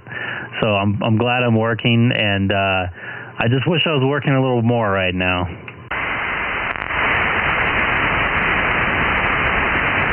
Yeah, I know exactly what you mean. Your family is like number one in your life, and you don't want to do anything to mess that up. And the more you work, the more money you make, and the more goodies you can have. It's fun to live securely, where you don't have to worry about, you know, are you going to work next week or the week after that? And I'm a retired electrician, so in the commercial or in the construction industry, it's usually feast or famine. So either you got way too much work or you don't have no work at all. So at least I made it through, and now I'm retired, so now I don't have to worry about nothing anymore. And I can enjoy my kids.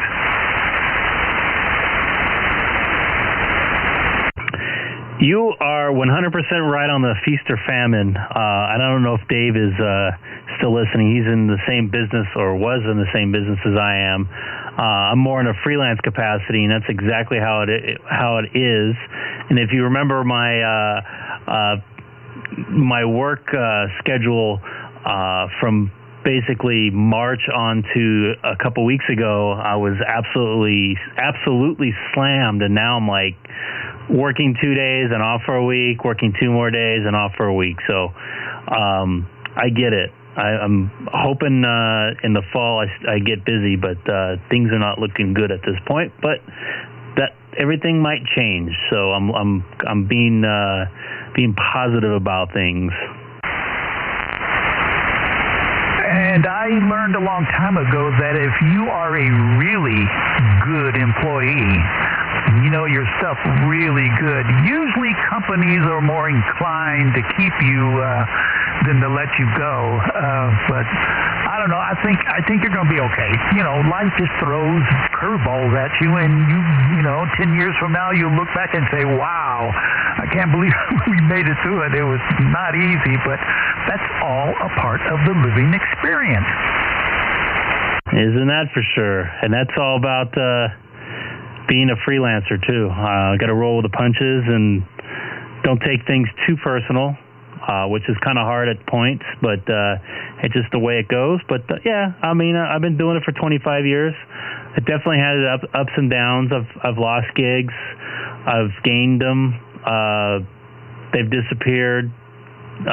So, yeah, I'm cool with it.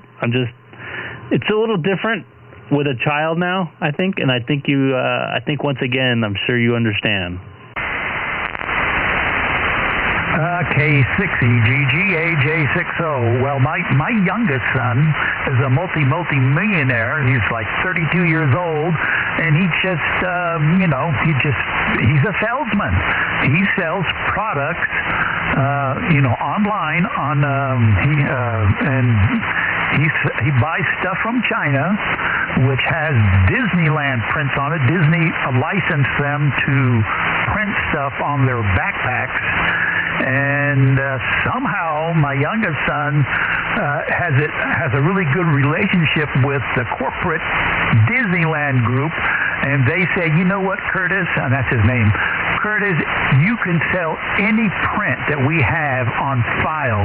And so he has a company in China that makes these backpacks, and he sells millions and millions of dollars every year. I mean, and he's 32 years old. I don't know. He didn't get that salesmanship from me, but it's possible. And so there is hope. And you know, I don't know, maybe this YouTube streaming thing will pan out to some other things that you don't even know about yet. Yeah, I'm just doing this for fun, mainly for you guys. I don't know. It wasn't the original plan when I put it up. I don't know if you were there the first night. Everybody kept on asking how they sounded. And I just got the thing to live stream. I was just kind of messing around with it, just seeing how it works. Just because I was interested in it, and then it just slowly evolved. Well, I think it's like the coolest thing since sliced bread. Like, you know, that one thing you had on you were showing a couple nights ago, where they have that other group of hams on there. They have like eight videos of 8 different people all talking, you know, to one another. I mean, how cool is that? Can you do that? Oh, yeah, I can do that. No problem. Well, it'll take a little bit of work, but yeah, I can absolutely do that.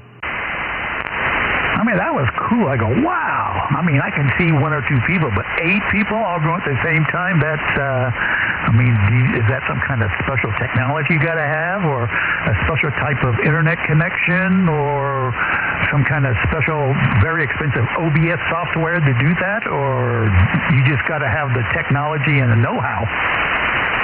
Kind of know how to do it.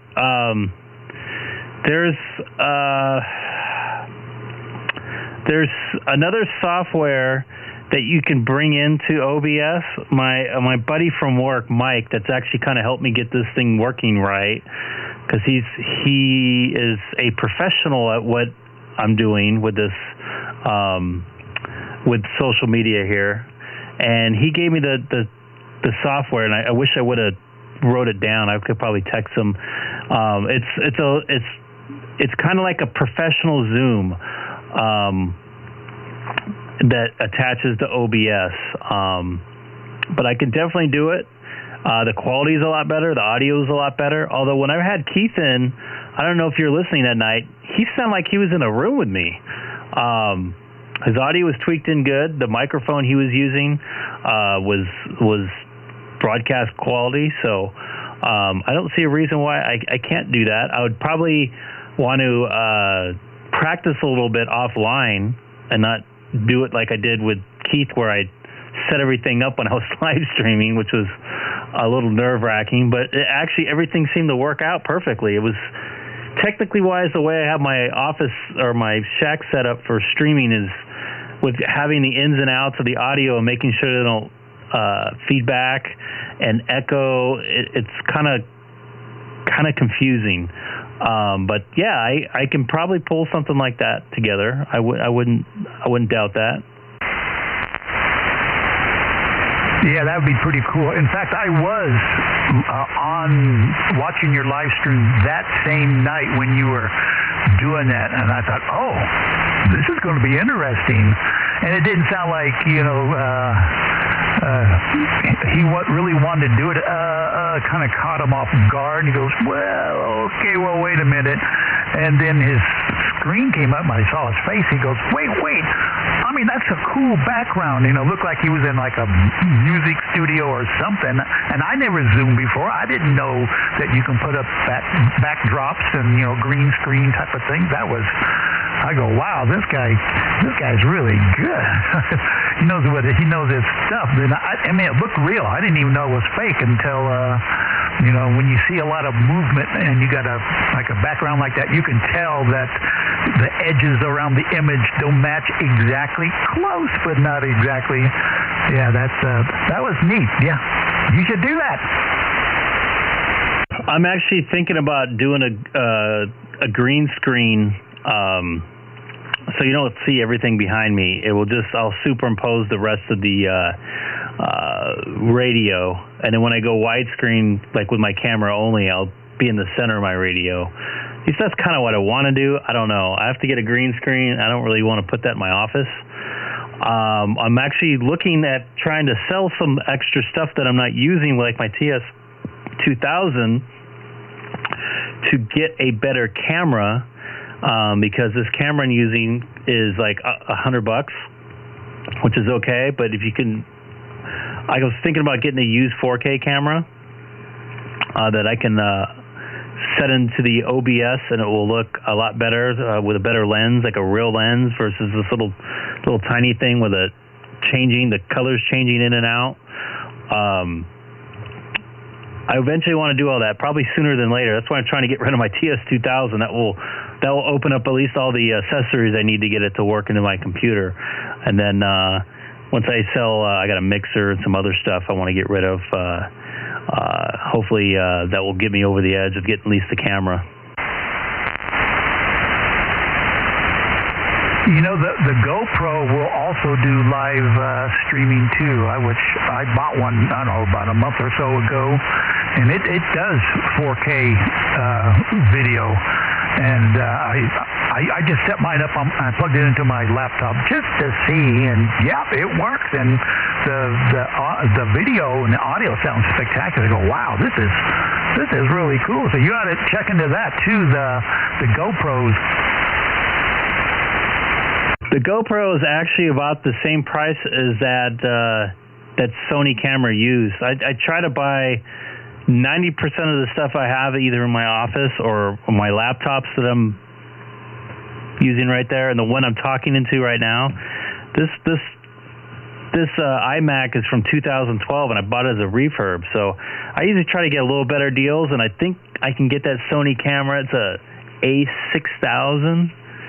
I think I can get it for under $300 on eBay, and then another $50 or $100 for the wide-angle lens. So, and it has a little more capability than the GoPro as far as quality and changing frame rate, stuff like that. So I might stick with the Sony at this point.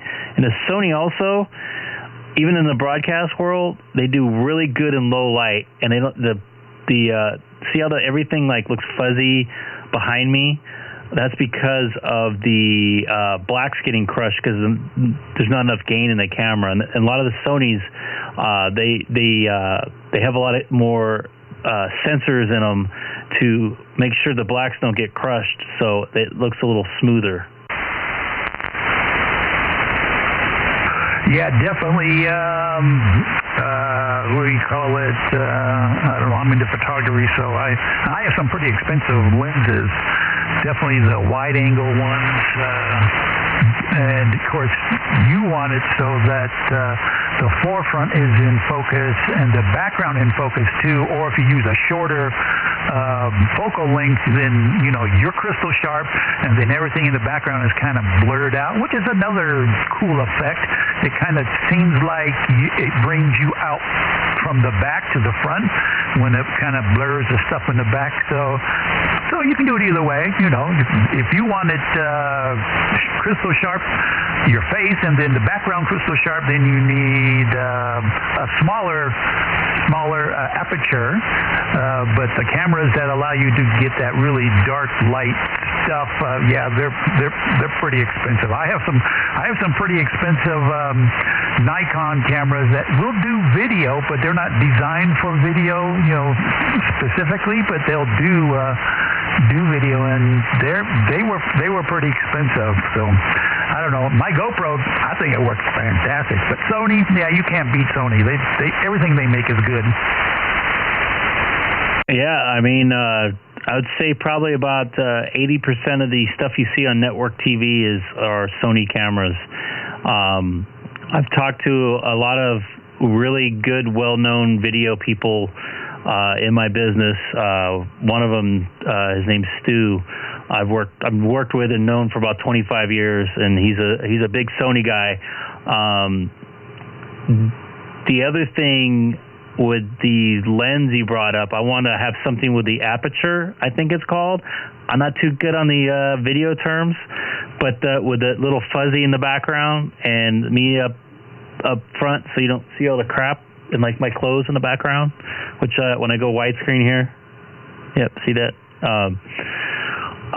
So I kind of was thinking about doing that, give it a little more nicer effect, and it's a little easier on the eyes when the picture is clear. You tend to get a little more viewers from what I read on YouTube. Would you agree upon that? Because I don't think my picture looks that clear on the widescreen.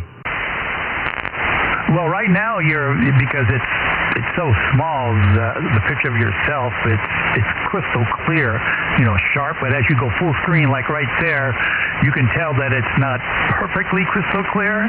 So what you're really looking for is a narrow depth of field, so that you stay sharp and everything behind you blurs out, and it looks cool. I mean, that's a very popular term they use in photography when you're taking photos of portraits and stuff. You want the person to be crystal clear, and maybe the background you want to be blurred out. It seems like everybody kind of stands out from the background whenever you use a very shallow depth of field. But there's limits to that too. It also looks cool to have the background, crystal sharp too. Like if you're taking a picture with somebody, and it's got a background of a forest and some mountains and cliffs, you probably want them in focus too. So it all depends. Of course, if you have one of those cameras, you can try it every different way. Is the term we're talking about called aperture, background aperture? Yeah, the bigger the aperture, the less depth of field you have. So if you have a really wide aperture, and usually lenses that go really wide, like 2.8 millimeters, they're very expensive. So the wider it is, the more light it's allowed to input into the sensor, which is what you want. You want to be able to have good, photography even when the room is dark. So you want a really wide aperture, and when you go wide, it actually makes the depth of field skinnier or shallower. I can go all the way down to like maybe 3/16 of an inch on my camera, which, I can take a picture of somebody and their nose and their eyes might be in focus, but the rest of their head kind of goes out of focus. So you have to know, how photography works and get the aperture just right so you get your subject in focus and the background kind of out of focus. Well, that's kind of what I work on. Give a little more, I wouldn't say artsy, but at least easier on the eyes. I can do 1080p out of this stream barely with this computer. I'm using 58% of my CPU. But I definitely want to improve it a little bit. I also want to put together maybe some videos, which I still want to put together a video how I got this microphone going with this thing. The next thing after that is probably upgrading the computer I'm talking into right now, because it's struggling right now. I cannot run anything else with it or it crashes. So I'm looking at possibly getting a Mac Mini, the new M1s or whatever. They seem to be fairly cheap for the price, and just getting a little cheap 4K monitor for like $200. Yeah, and it appears that everybody that does, really high quality professional audio video stuff, they all use Mac computers. You don't see too many using PCs because, Mac. I think the Mac, the software that you buy for them, they're not, really, really super big like they are for a PC. And so if you have a smaller program, it will run much faster with the processor than a great big program that you run on Windows, which when you load it into it, it just doesn't load the program into one directory. It puts stuff all over the place, which slows it down quite a bit. So, yeah, I've never owned a Mac computer. My son does. In fact, all my sons do. But I know how they work. I know that they're really quick because the operating system is very efficient, and the programs that you load in there, they're a lot smaller than Windows programs, and I used to do some computer programming way back when I was, in my 20s. So I understood that the smaller you make the program, the faster it's going to run. And Windows stuff is just way too big. Absolutely agree with you 100%. The thing with these Macs, like for instance, the one that I use as reference for the YouTube stream, let's take a look and see how old this thing is. This thing is from 2011, late 2011. It has 2.5 gigs of Intel Core, 5-core processor, i5, I guess it would be called, and only 8 gigs of RAM. And it's working as fast as it did when the day I bought it. The Macs are very stable operating systems. They don't have very many issues with stuff getting bogged down after a couple of years, but they do, like with this thing, I can't update the software anymore, meaning they have security updates, but they don't update. I think the last, I think this is running on Catalina, yeah. So I can't go past Catalina. I think they're past Mojave. There's two more new operating systems from when I last was able to update this. That's the only drawback with the Apples, but their hardware is awesome. Their software is pretty stable. I've traveled hundreds of thousands of miles with this laptop in my backpack, and it hasn't missed a beat. Put it through rain, humid areas of the country, heat, no problem. Fires up every time. So, knock on wood. I don't want to lose it right now, but there's something to be said about these Macs. And I've had PCs when I travel with them, and they lasted a max of a year. So, I'm very happy with the Apple products. I've only bought 5 computers, and they're all still working.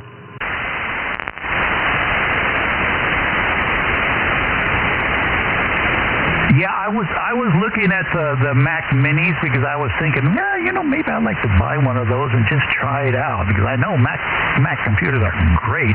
And the Mini, I think, has their newest processor, which I think it was designed by Apple, which, Apple used to use, I think, the Motorola processors, and they were really super good. And all of a sudden they started using Intel processors, and they didn't seem like they were they were still good because just the operating system is so small, it's lightning fast. But now they came out even with a new processor, which is, I think Apple designed it themselves. And so far, of all the reviews I've watched, it's everybody loves it.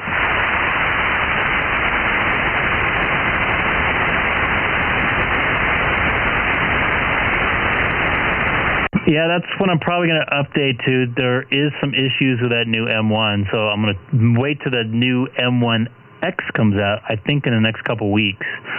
I guess you have to run another program in the background called Rosetta 2, which was basically back in the Power PC days before I got a Mac, before they had the Intel-based Macs that couldn't run native Apple Mac programs. So, but they still seem to be pretty fast, and it's like if you're running 16 gigs of memory in your computer, it's like running 32 gigs in an Intel. The way that the chip sends the information and stuff like that. I don't know exactly the technical term for it, but it seems to run faster than a normal Intel processor chip. By the way, this is Greg, K6EGG for ID in the city of Chino, 2 miles north of the Chino Airport. And this is AJ60 in Apple Valley, and I'm going to take a standby and let somebody else get in there and say a few words of wisdom. AJ60, standing by. Yeah, I wish we can get a couple of these guys in the chat on the frequency. It'd be great. Well, maybe they have some D-Star capabilities, but I'm going to take a quick standby. I'm going to grab some more water. I'll be right back. K6EGG.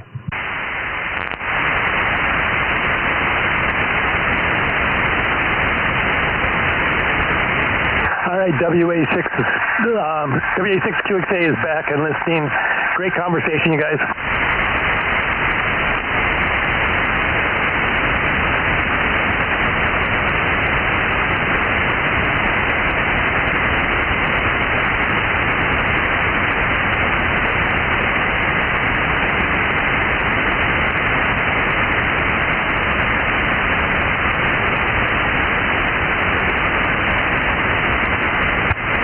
Hey, Kurt, have you ever watched any of Heil's videos? You mean Bob Heil?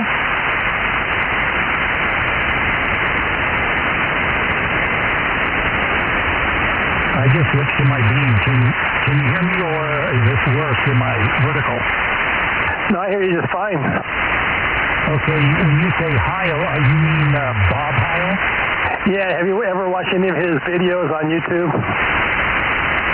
Yeah, I've watched a lot of his videos, even the ones that are like over an hour long, where he talks about how he kind of started out in the audio business, and he just ran PA equipment for some of the big name bands, and then eventually he started making microphones. And of course, he played the organ, and he still plays the organ professionally. This guy, he knows his stuff when it comes to microphones and audio stuff. I was watching a video just the other day from him, and he and you sound awfully lot alike to me. Well, I know he's older than me. He's an older guy. I've even talked to him before on 40 meters HF. I don't know, it's a couple of years ago, and he sounded really good even on the HF radio. Oh, that's cool. Yeah, that's really cool.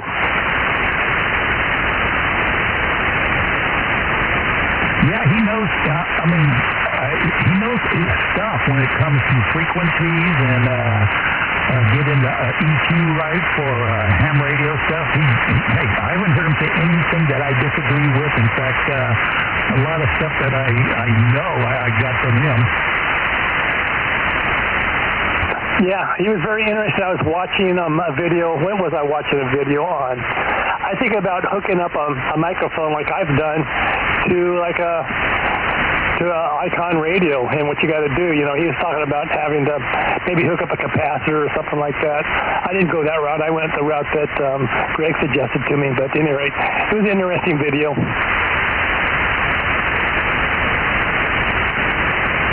Yeah, and he does sell microphones that are made specifically for Icom radios, and it's interesting.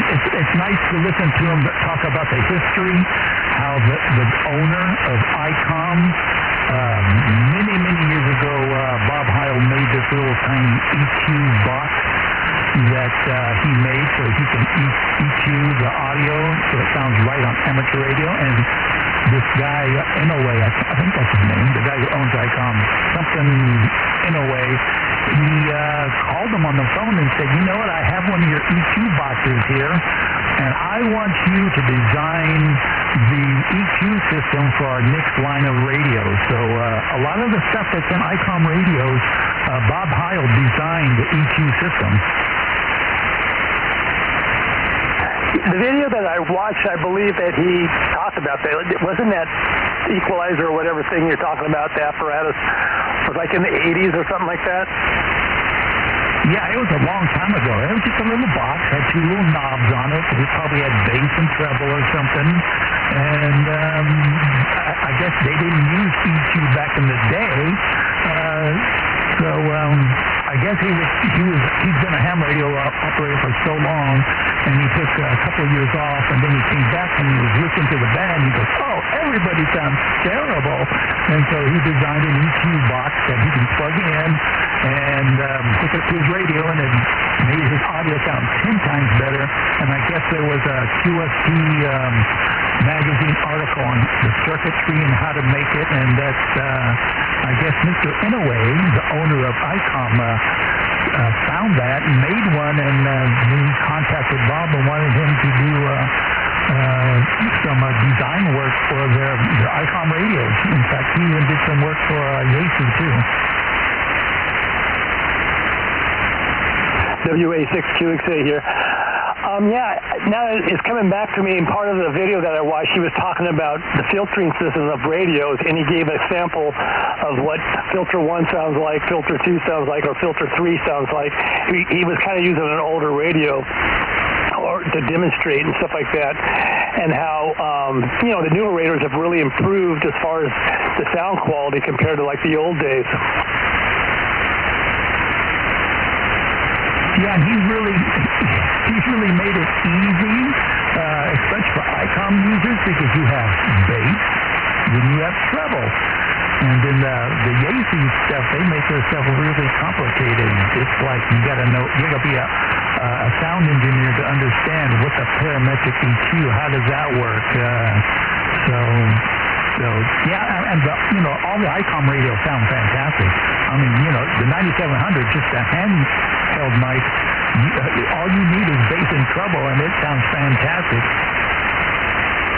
Yeah, it's operated like a typical mixer for somebody that runs sound, so it makes good sense. Whereas real quick for guys watching on the YouTube channel, don't forget to hit that subscribe button if you are new, and do me a favor, if you can tell some of your friends that have YouTube channels that are the wife passing by there, that are amateur radio operators, have them hit the subscribe button. I'm trying to get up to 200 before the end of August.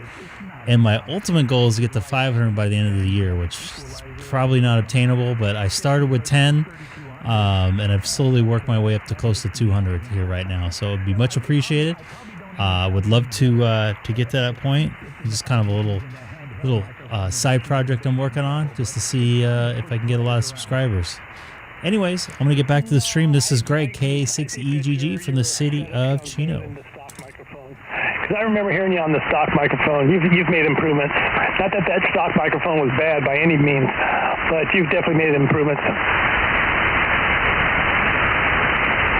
Well, Keith, you're saying all the right things. That's what every hand wants to hear. That you sound good, and you sound better, or whatever, because if you sound worse, oh, yuck, that gives you a really terrible feeling.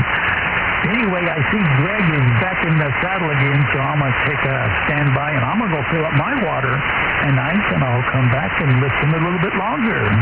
WA6QXA, AJ60 Apple Valley. All right, Curtis, go ahead, Greg, WA6QXA, we're on the side listening. Well, then who am I going to talk to if Curtis is gone and you're on the side? Say that again? Who am I going to talk to if you're on the side and Curtis is gone? You can talk to me. Oh, I thought you were going to be on the side. Well, yeah, I mean, I'm listening. Go ahead. Here listening. Oh, we got John out there. Go ahead, John. Good Friday evening, y'all. Good Friday evening there, John. KG6USS out in Phelan. Yeah, I'm just sitting here taking it all in, listening to you guys. Haven't heard from a lot of you, but been watching your feed there, Greg. That's really cool on YouTube, and listening to me talking to you. That's really cool to see how I'm coming into you. Excellent. That's why it's there. The original reason why it's there. So that's why I like to try to do this. So, are you doing good tonight? I had my in-law, that lives down the street from you, stay at my house last night. She just headed up that way a little bit ago. Oh boy. Well, hopefully she gets home at a reasonable hour. This is not a good time to be traveling up Cajon Pass, but anyway. No, it's nice and cool up here tonight. It was a decent day. It's about 91 degrees, but nighttime it started cooling down, and it's real comfortable right now. Excellent. Yeah, it feels pretty cool outside right now. I know I stayed down on Newport Beach, and it was like so cool I had to go back inside, which is unusual for this time of year for me at least. Usually it's a little bit warmer. But did you know about the, I think we talked about the ham radio swap meet tomorrow? No, I don't know about that, but I've got other things I got to do tomorrow, helping a gentleman with a food bank in the morning, so anyway, I did not hear about it. Cool deal. Yeah, there's just a little swap meet out in, what's it called, Claremont. It starts bright and earlier than I want to be there, but I'm going to try to be there. But by the way, you sound just a tad off frequency to me. I'm 144.250. Nothing changed. Give me a 5 count. 5, 4, 3, 2, Copy. I split up 5 KCs. Am I still coming in good to you? Smoking me, buddy. I mean, I've got you at 3 or better. Excellent. Maybe going over the hill kind of, I don't know, messes with the frequency a bit. I don't know how that works, but just had to dial you in just a bit. Copy that. Well, I'm a little bit closer to the mountains than Curtis is, so, and again, I just run a vertical.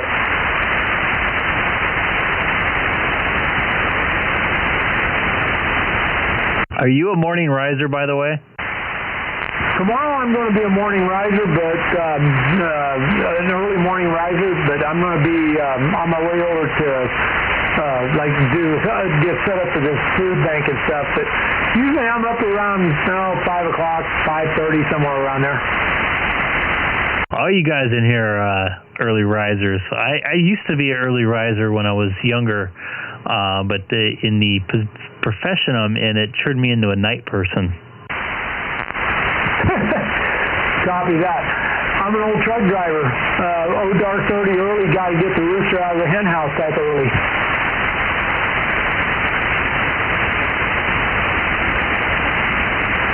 Did you ever run it in the middle of the night? No. I'm going to be history here in about half an hour or so. I'm going to be heading back to the house and putting my feet up and getting ready to go to night-night. No, but when you ran trucks, did you ever run them in the middle of the night? Oh yeah, all the time. I mean, I very seldom ever slept at night. And, my sleep time back in the old days, was when I was unloading or loading and stuff like that. The rest of the time I was behind the wheel.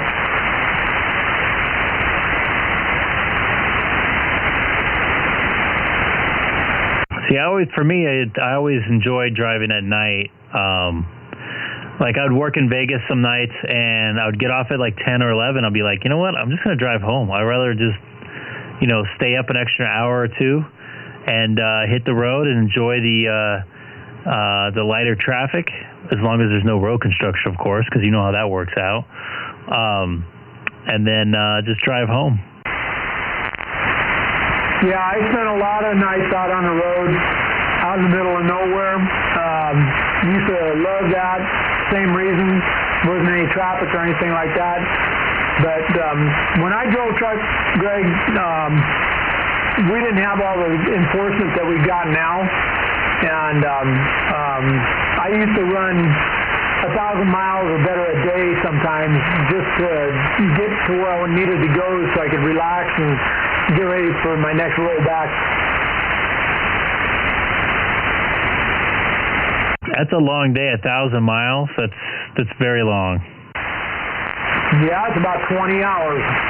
That's sitting behind the wheel, getting out now and again to take a leak, walk around the truck, knock the tires, get a sandwich or something, and get back in it and get on the road. Hey, John, this is Keith, WA6QXA. You got a copy? Yeah, go ahead, Keith. Go ahead. Didn't mean to interrupt. Just wanted to say hi. Once again, anybody new to the channel, don't forget to hit that subscribe button and let your friends know about it too. Trying to get up to 200 subscribers. Be interesting if I get up that far. I'd like to see that. Actually, my ultimate goal is to get to 500. So if I can do that, that'll be great. But really appreciate you watching, and jump in, say hi in the chat. Looks like I missed the ISS chat. I was sitting there chatting away. After I got back from my getting a drink of water, started talking. So unfortunately, I missed that pass. So I hear you guys. Fred tried to get a hold of me the other night, and his signal sucked, and mine, I guess, did to his too. It was all pixelated. Not pixelated. What do you call that? Picket fence signal. It was really weird. I've never had a signal like that from him. Yeah, the frequencies have been doing some funny things the last week or so. Anyway, I'm going to give it back to Greg. I just wanted to say hi real quick to you, John. Good talking to you. WA6QXA, Keith. WA6QXA, KG6USS. And yeah, it's always good to hear your voices, guys. You're all real close to each other, get to talk to each other very close and everything. I've been messing around with some digital stuff here the last couple of weeks. MSFK32 digital on computer. very cool stuff. The problem is the person I'm working with lives about 30 miles from me, and we're too close to even use it now, so we got to find another way to communicate on it.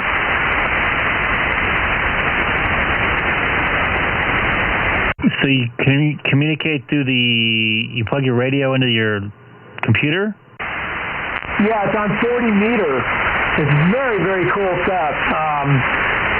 Like I say, I don't know that much about it. MSFK32 is the mode that we're using, but it is for distance communications and stuff. And it's basically sending packets, I guess, is what's the easiest way to explain it. But we're so close together, so close to each other that he can see my signal, I can see his, but we can't understand what each other's saying.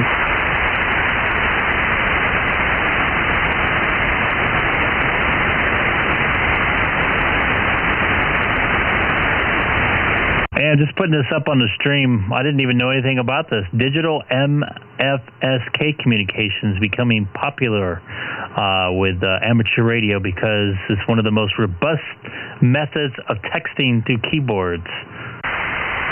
Yeah, and it's all done on HF. And there's other modes that are able to be used on VHF, UHF also, which are closer in communications. So we're going to redraw the map and see what we can do and figure out, because we're trying to find a good communications for up here in the high deserts for in case of situations. Copy? Copy that. Yeah, I didn't even know this existed. I'm going through a website right now that has all the different formats and stuff, and frequencies here. Yeah, very, very cool stuff. I got into DMR here not too long ago, and that's another cool method of communication.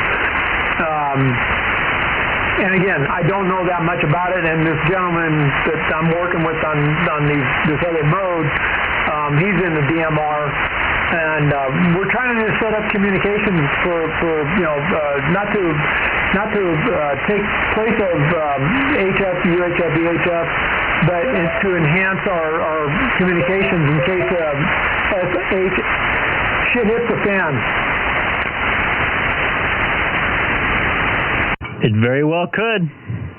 It almost did last year, that's for sure, at least in the metropolitan areas of our country. Yep, exactly. So it's all preparation for what could happen, may happen, and most likely will happen. Hey, John. Hey, who? Hey, Yogi Berris, AJ60.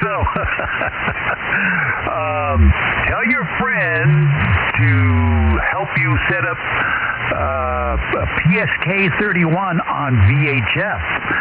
Because you can do that same kind of communications through VHF if you can if you can talk to them, VHF voice, FM, you can definitely do PSK and digital modes on VHF. Yeah, that's our next endeavor. We're going to try to get, something that's a little bit easier to use, closer in. That was one that we were looking at also, Curtis. AJ60, KG6USS, AJ60. Yeah, many years ago, when I had a Commodore 64, I bought this little kit. I can't remember. And you solder the components on. I made it, and I plugged into the back port of the Commodore 64, and it hooked up to my 2-meter radio, and I did packet radio, and it was pretty cool. I mean, it's nowhere near as good as the internet. In fact, I think the internet was just starting to come out. So that was pretty cool. You can connect to other ham radios, like their mail system, and leave messages, and you can talk back and forth keyboard to keyboard. So yeah, whatever you can do on HF, you can also do it on VHF. Yeah, copy. And basically that MSFK32 is a packet system also. Yeah, back when my wife and we used to manage apartments and I could not put up a big antenna anywhere, I did a lot of PSK31 on 20 meters, 40 meters, and it was keyboard to keyboard, all digital stuff. It was quite popular for a long time. It was like the newest thing that just came out and everybody was doing it. It was pretty cool. Yeah, I'm really, like I say, I'm getting into it, and it looks very interesting. And you know, the nice thing again, there's no internet involved. It's all through radio signal. There's no internet whatsoever. Yeah, it's just digital packet radio from radio to radio. It's pretty cool. And I guess the newest ones they have out now, you can pick up signals even when you can't even hear them, but your computer can, below the noise level. It's kind of scary. Yeah, well, that's the way this one works too. I mean, you can see it on a waterfall on your computer screen, and it comes in with a digital noise. There's and only you can only see it on that particular screen, and you can hear it, and it just sounds like something from outer space. I mean, it's Sorry for you guys watching on the YouTube stream. I wanted to change my font when I went to my computer because you could lose my letters because they're in white.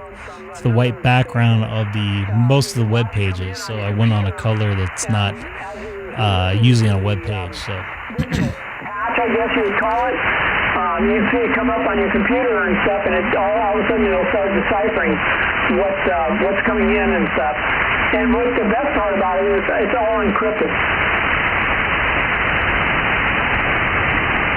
Oh, that's good if you're trying to keep Big Brother from nosing in and hearing see what you're saying, because they're out there listening. Even in the news just in the last couple of days, the White House and Facebook have been working together to try to figure out, okay, this is misinformation, so you need to silence this voice here. So that's scary when you're having the president telling Facebook what you can, let be published on the internet and what cannot, and you know that what they're doing is not good. Yep. So all the more reason for this.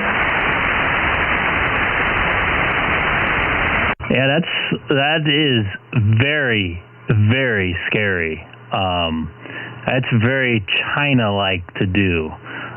Who gets to decide what is misinformation and what is opinion? That alone is like serious. Yep, Germany. And back when they were doing the riots in Washington, D.C., that the FCC came out and said, if you're using amateur radio as a communication device to when you're at a protest or something, and who is the one who's designating that it's a protest, and they're threatening amateur radio operators that you better not be caught doing any type of communications that might be bad-mouthing the government. Well, that's going to be real tough for them to hang on to that, so all the reason why these type of communications are being used now, and it's going to be interesting to see how it works. They're also doing the text, as far as I read, too, right? If you, some algorithm or whatever picks up a text, it will put in some info about COVID or something like that. Yeah, I don't know how that all is going to go down, Kurt. I have no idea. All I know is that, they're getting more invasive, and we need to get more evasive. It's kind of like cops using radar detectors, and the the public is using radar detectors to detect the radars, and then you got those traffic lights that taking pictures. If you run a stoplight or a stop sign, then you can buy those little that plastic cover that goes over your license plate so you can't be photographed. It's just it's not good. Yeah, it's not going to work. It's not going to. Eventually, it's. I don't know what's going to happen, but I tell you what, I'm staying home. Copy that.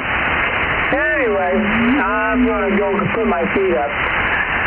You guys have a good evening. This is KG6ESS, and we're going to go QSY and 73 to all of y'all. Copy that, John. Have a good evening. This is Greg, K6EGG, saying goodnight to KG6USS out in Phelan. Okay, John, talk to you later. You're like 20 over 9 to me, because you always are, so no problem hearing you. Talk to you later, my friend. KG6USS AJ60, and I'm on the side. You guys are neighbors. Yeah, I think John is like good night to you also, John. Good talking to you. This is WE6QXX. Yeah, John is like 24 miles from my house, so it's, that's neighbors, I guess. Closer than further than I thought. And we got a Whistler out here. You want to ID yourself, Mr. Whistler?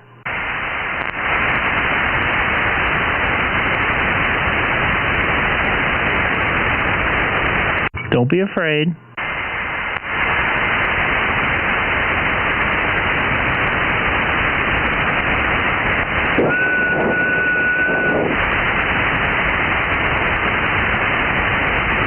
You guys have a signal strength on that?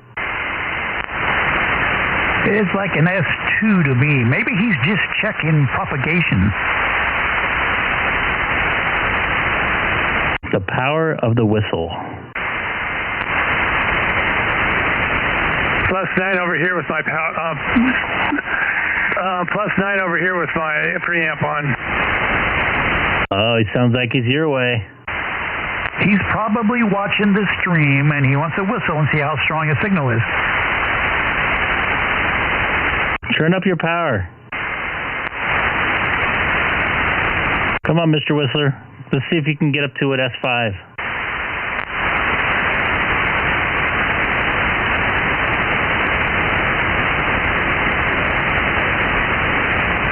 So, Keith, do you know any places to eat up that way up in Claremont? I don't know that area too well.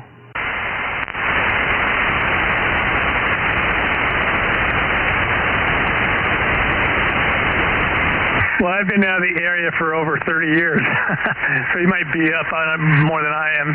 We could go to that place you're talking about. What place was that?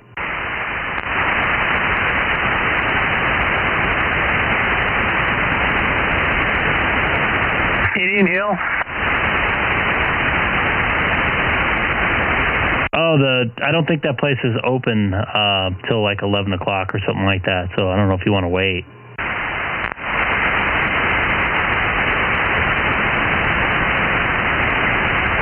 And are you listening to the stream? I just shut it off. I just realized that I forgot I was doing that. Because I was having trouble hearing John, but the stream I could hear much better.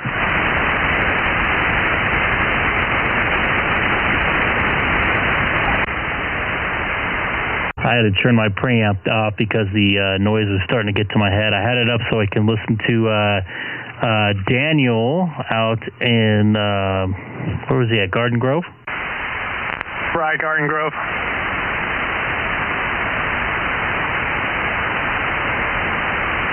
So here's a weird one, Greg. I have my computer on watching you, and then I just happen to turn on my my iPad for the same thing, and it's delayed differently than the computer. Apps process at a different speed other than browsers, so that's entirely possible. Yeah, the computer was faster than the iPad was as far as, it wasn't much, but it was definitely different. I looked earlier. We didn't have too much of a delay. At least I saw, at least in my own house. When I first got on this evening with you, it was not probably even. It was probably only about a second. It was really good. Yeah, it's about a second right now. A little tiny bit more than a second.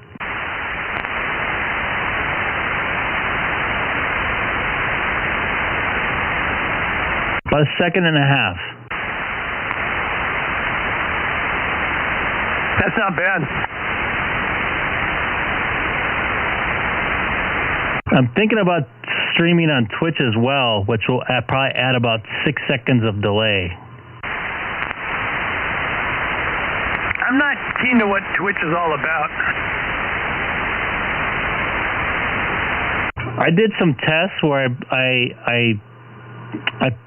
I pretended like I was live streaming and basically live streamed an old stream we did, and I got like 20 viewers at one point.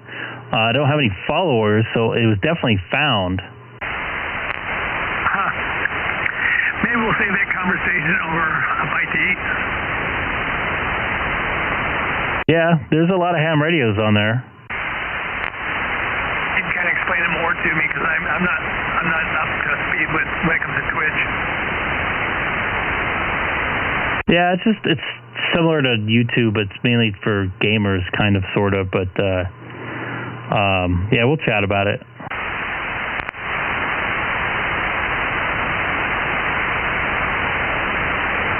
I know a guy that's live streaming on 4 different formats right now as we speak. Say that again, he's streaming what? He's streaming on 4 different formats right now as we speak. Oh, wow, all at the same time? Yep, and he's just on YouTube alone, he has 536 viewers. Who's that? Smoke and Scan. And? Smoke and Scan, with a letter N in between Smoke and Scan. What's his website all about? Mainly he's doing car chases, streaming car chases. Right now he is streaming stringers, which is like people that use the news services for picking up stories in the middle of the night. So a guy has a live camera in his car driving around. Looks like he's in Minneapolis right now, but the guy that's streaming is based out in LA, and he also smokes weed when he's doing it, and he has a cool cat. K6EGG. Yeah, I wasn't out here earlier. Earlier than I was doing my music. I put a whole bunch of strokes on my music.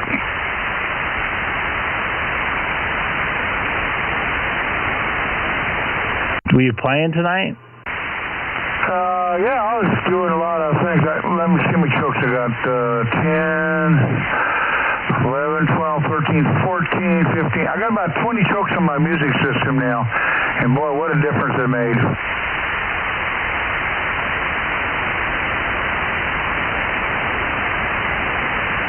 Remember I told you I'm running that radio engineering stuff? I'm running all that plus strokes.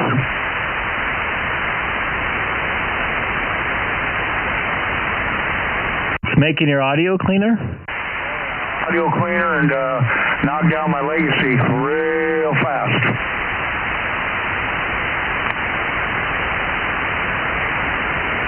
I'm very happy.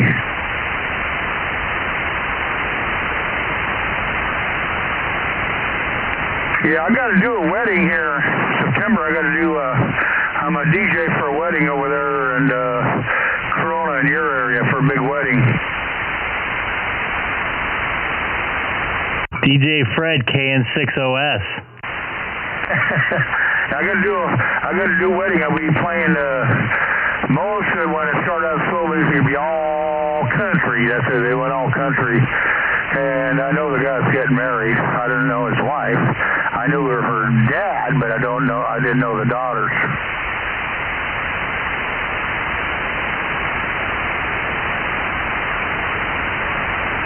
So I'll be doing the DJ for that wedding there. Excellent.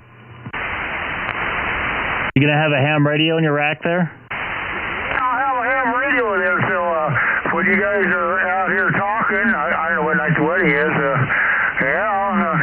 I'll key up and talk to you guys.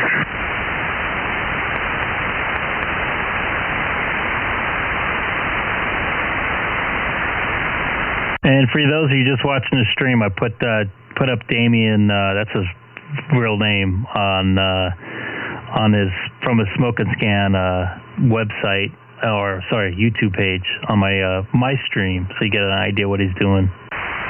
So I find him. I go to YouTube, Smoke and Stream. Smoke and Scan. He's a big scanner nut. Listens to a lot of different police on the scanners, and he also listens to the apps in different cities as well. Okay, Smoke and Scan. Yep, it's up on my screen right now. Yeah, but I don't get my computer on. K6West. It's sad. I figured out the car he was riding or taking the feed from is in Minneapolis, and I guessed that it was my first guess, and they came up to a light, and I saw a license plate, and sure enough, it was Minneapolis. I just recognized the city. How'd you find this guy? Twitter, and he actually used the same guy that put up my antenna. This is how I got hooked up with him, and put up Dave's antenna down in Long Beach. Steven.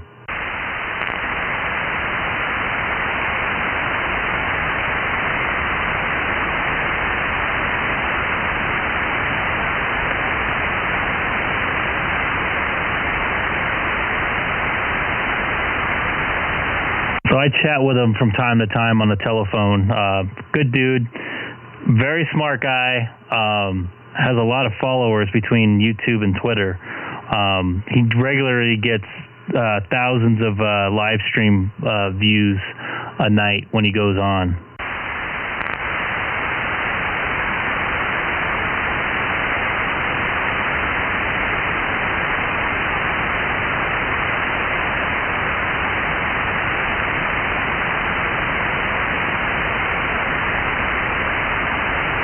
Smoke and Scan.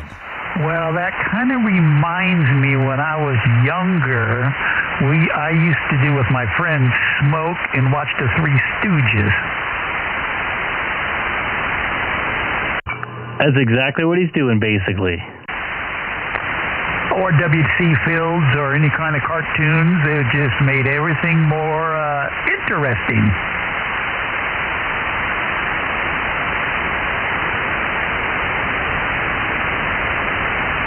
Of course, that was back in the days. If you got caught smoking pot, you're in deep trouble. I have not smoked in a very long time. I just don't like the head change anymore. Like last night, drinking was probably about as much as I'm going to drink for the rest of the year, probably. I might have something on my birthday in 6 weeks or so, but I'm good. And the Smoke and Scan, is Scan spelled like S-C-A-N, like that? Yes, S-C-A-N. Yeah, okay.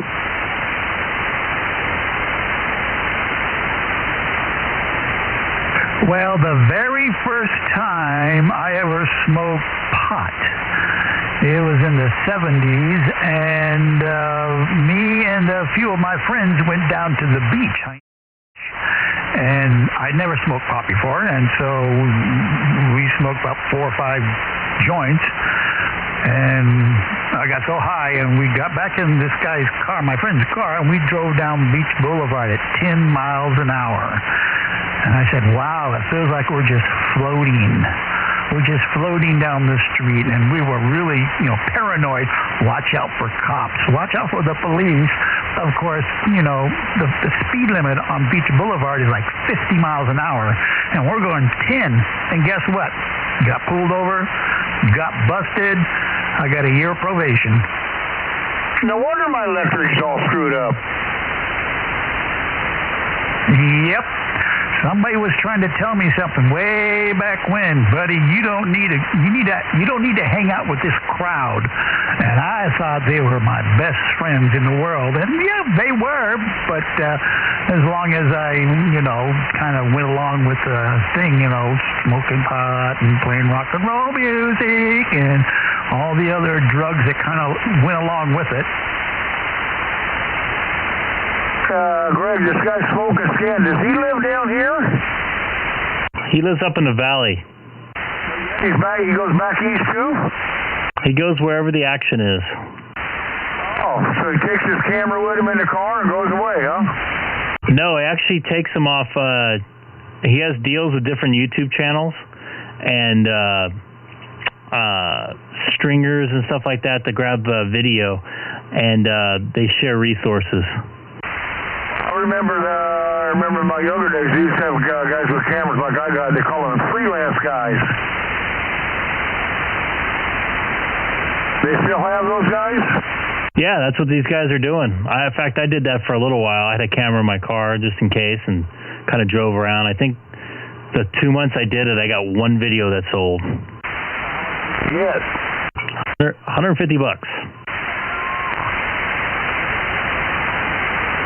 You should have told me you've been driving around a month.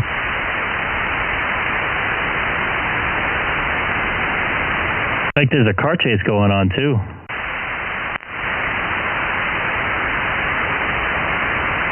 AJ60. Hi, Fred. AJ60, you're sounding good tonight. Well, same to you, but more of it, my friend. I'm all choked up, Fred. You're all choked up, huh? Yeah, I bought some donuts from the same place you got your 4-inch one. Was that guy's name KF7P? Yeah, Utah, yeah. Yeah, I bought some turrets from him, put one on my XLR cable here. I was able to get 12 turns on it. Oh, you got the big show? Well, the normal 2.4-inch across. How come you didn't get that big 4-incher? Let's go ahead and check that out on Channel 9 or CBSLosAngeles.com. I'm going to pull off It's of a real it. one, though. It's fun. I mean, I'd like to buy one just so I can tell everybody I have one. Well, you had to wind it up. I wound mine up. I showed mine to Keith. You still out there, Keith? Yeah, I'm hanging out, just listening. Well, tell AJ what that choke looks like. You seen it? I showed it to you. Yeah, it's about the size of my fist. $25. Yeah, he brought it to. We had lunch a few weeks ago. He brought it to lunch, and he had like 20 plus wraps around it. It seemed like 26. Okay, 26. Yeah, a lot. And it was a thick cord too. Well, I got 3 more turrets here. I need to put on some more cables. I just haven't done it yet. 405 in Palo Verde Avenue. So he makes the exit on Palo Verde. You should go out and say hi to him.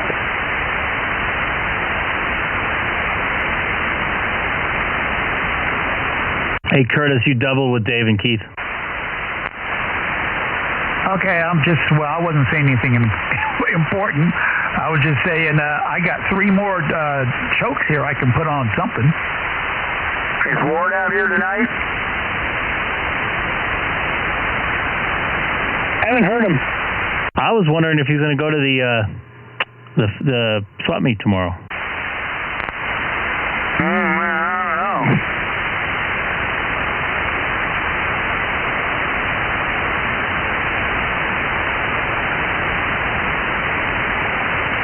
I wish they gave a special deal. I'd go down there,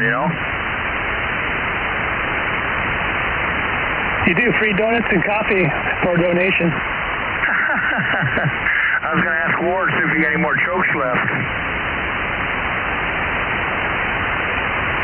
I used mine up already. I got 20 chokes in my sound system now. You got plenty of chokes still. No, I don't. All those Palomar ones that you bought from HRO are gone? They're gone. They're on things. Wow. I I got everything choked up. I told you that. How about the kitchen frying pan? I told you I got chokes on everything. My internet, my computers, my sound system, everything. My grounding. I told you that, Keith. He told you, Keith. Okay. You get your 1.2 working there, Dave?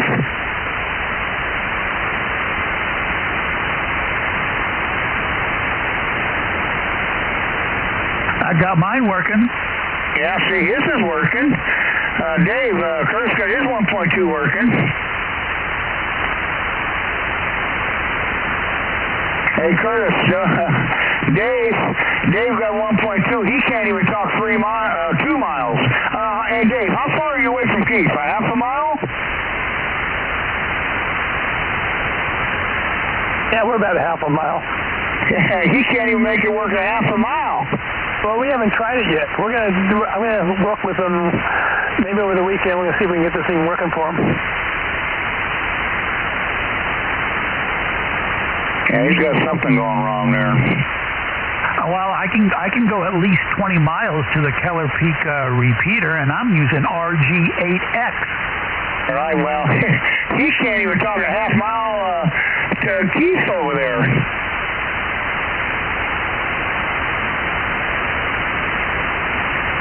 You know, Diamond makes a 16-element beam for $135 at HRO. I was looking at that today, and I was thinking, oh, do I want to buy one right now? Oh, no. But most likely I'll probably have one within the next week. Well, how come you don't go to M Square and get a bigger one? I'm thinking $135. M Squared is a lot more. Yeah, but get a 24-element or something. Get a real beam on 1.2. Well, I think I have enough room on my existing rotator with my 2-meter beam. I can probably fit a 1.2 gig beam underneath it and not cause any interference as long as I don't get it too big. Yeah, I'll get 2 of them and stack them, put a power divider on them.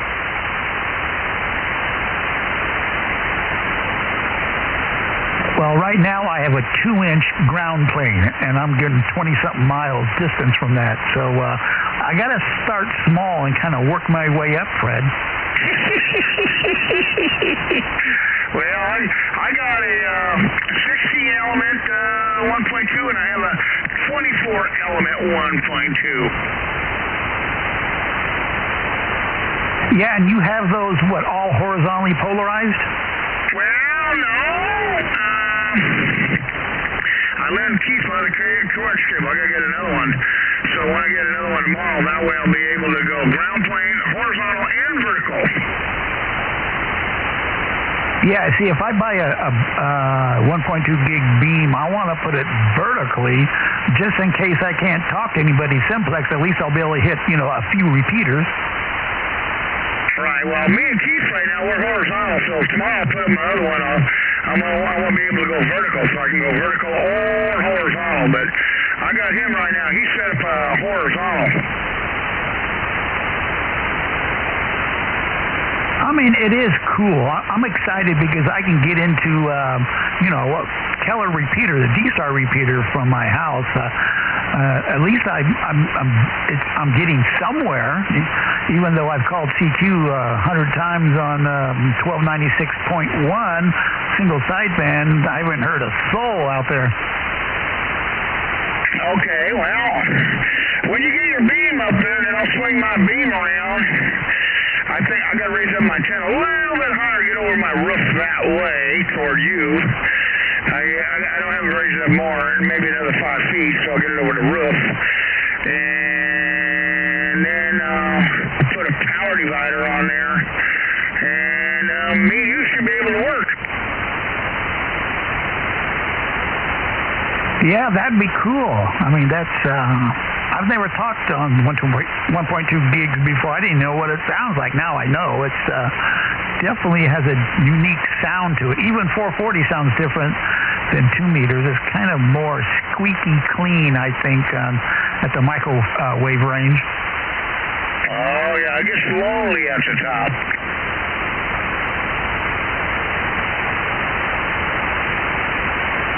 Anyways, right now I just have, I just use a duplexer on the back of my radio. I don't use a triplexer, so I have the coax plugged directly into the 1.2 gig side.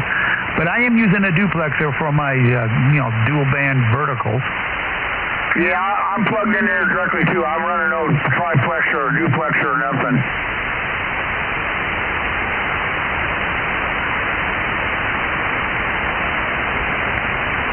Yeah, it's pretty cool. I think it's something new to play with. I've been monitoring the D-Star on Module A on Keller Peak, and one guy came on, but I wasn't there when he came on because I was looking at the console that you can go to their repeater site, and it'll show you all the people that have been talking on it. So I've seen at least one guy get on there.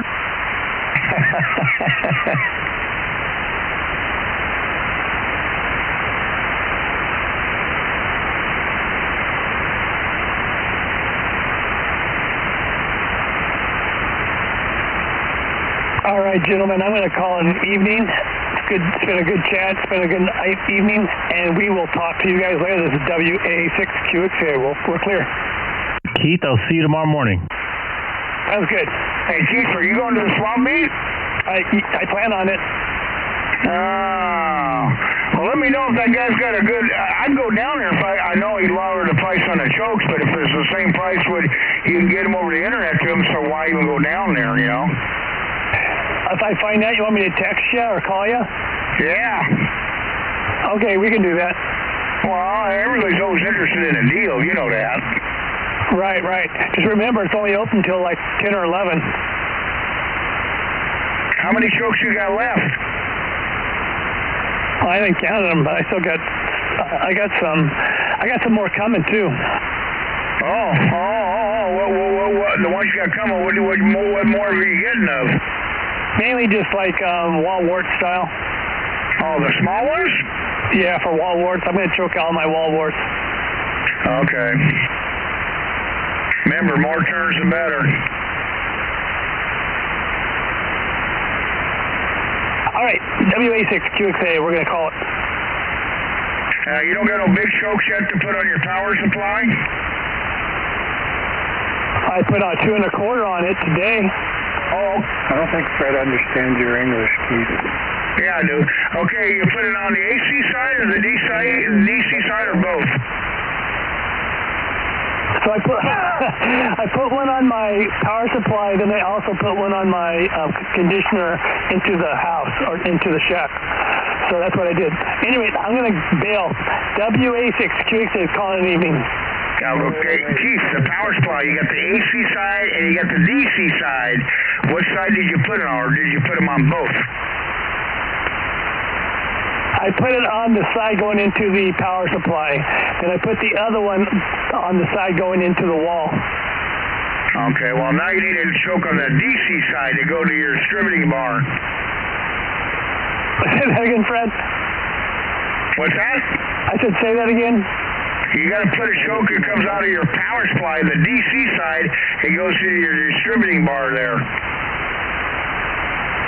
I don't have anything on my distributing bar. Well, that's what I'm saying. You got to put one there. Yeah, I'm trying. Okay, then you'll be choked up. Fred has a few more questions. Go ahead there, Dave. I don't have any questions. Okay. Okay, good night, Keith, and I'm going to say hasta la vista too, and I see Smoke and Scan on the screen there. So anyway, good night, everybody. I'm from Apple Valley, AJ60. AJ6073s. We'll catch you later here, Curtis. Catch you tomorrow, okay? 6OS. I catch you guys tomorrow. I'm gonna bail out too. I'm gonna keep the stream up if you guys are gonna keep talking there for probably about a half hour or so. This is great. K6EGG. I'll be at the swap meet tomorrow, hopefully before 8 a.m. So I hope to see some people popping in there. I'll wear the same same hat, so you guys can recognize me. I won't know who you guys are. So take care. This is great. K6EGG. Okay, catch you later, K6 West. Y'all can see me, but I can't see you. The only person I saw or two people, was Andy and Keith. Gotta wear your mask now. I'm not wearing no mask. You're arrested immediately. Yeah, by LA County Sheriffs. Yeah, but you're in Pomona, though. So? They go statewide. I'll take my badge with me. Security guard badge? You see my badge. Oh, arrest you faster than stink on poop. Your ham radio badge? I don't think any cop's going to be enforcing this one. That's for sure.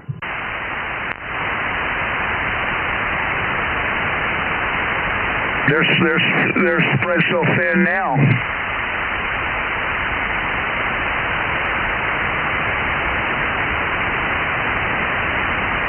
They know better.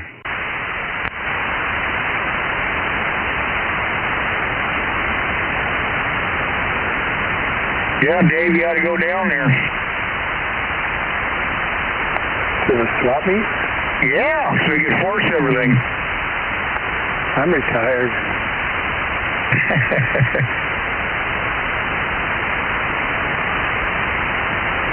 If you build something with concrete, I'll go down there. So are you're retired or you're just tired? All right, so I am going to leave the stream up probably for at least a half hour or so. So I hope you guys tune in. Still some good conversation going on out there. Or a conversation going on out there, I should say. I will be at that swap meet tomorrow, so I'll try to wear this hat if I can get it on straight there. Anyways, I appreciate everybody watching tonight, as always. We had a little bit of a light audience tonight, but that's all good. Anybody new to the stream, do not forget to hit that subscribe button right down there. Right down there. Oh, somebody just doing something there in the background. But anyways, I'm looking forward to seeing everybody tomorrow.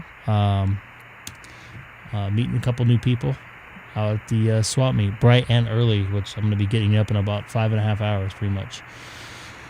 Or actually, sorry, 6.5 hours, I should say.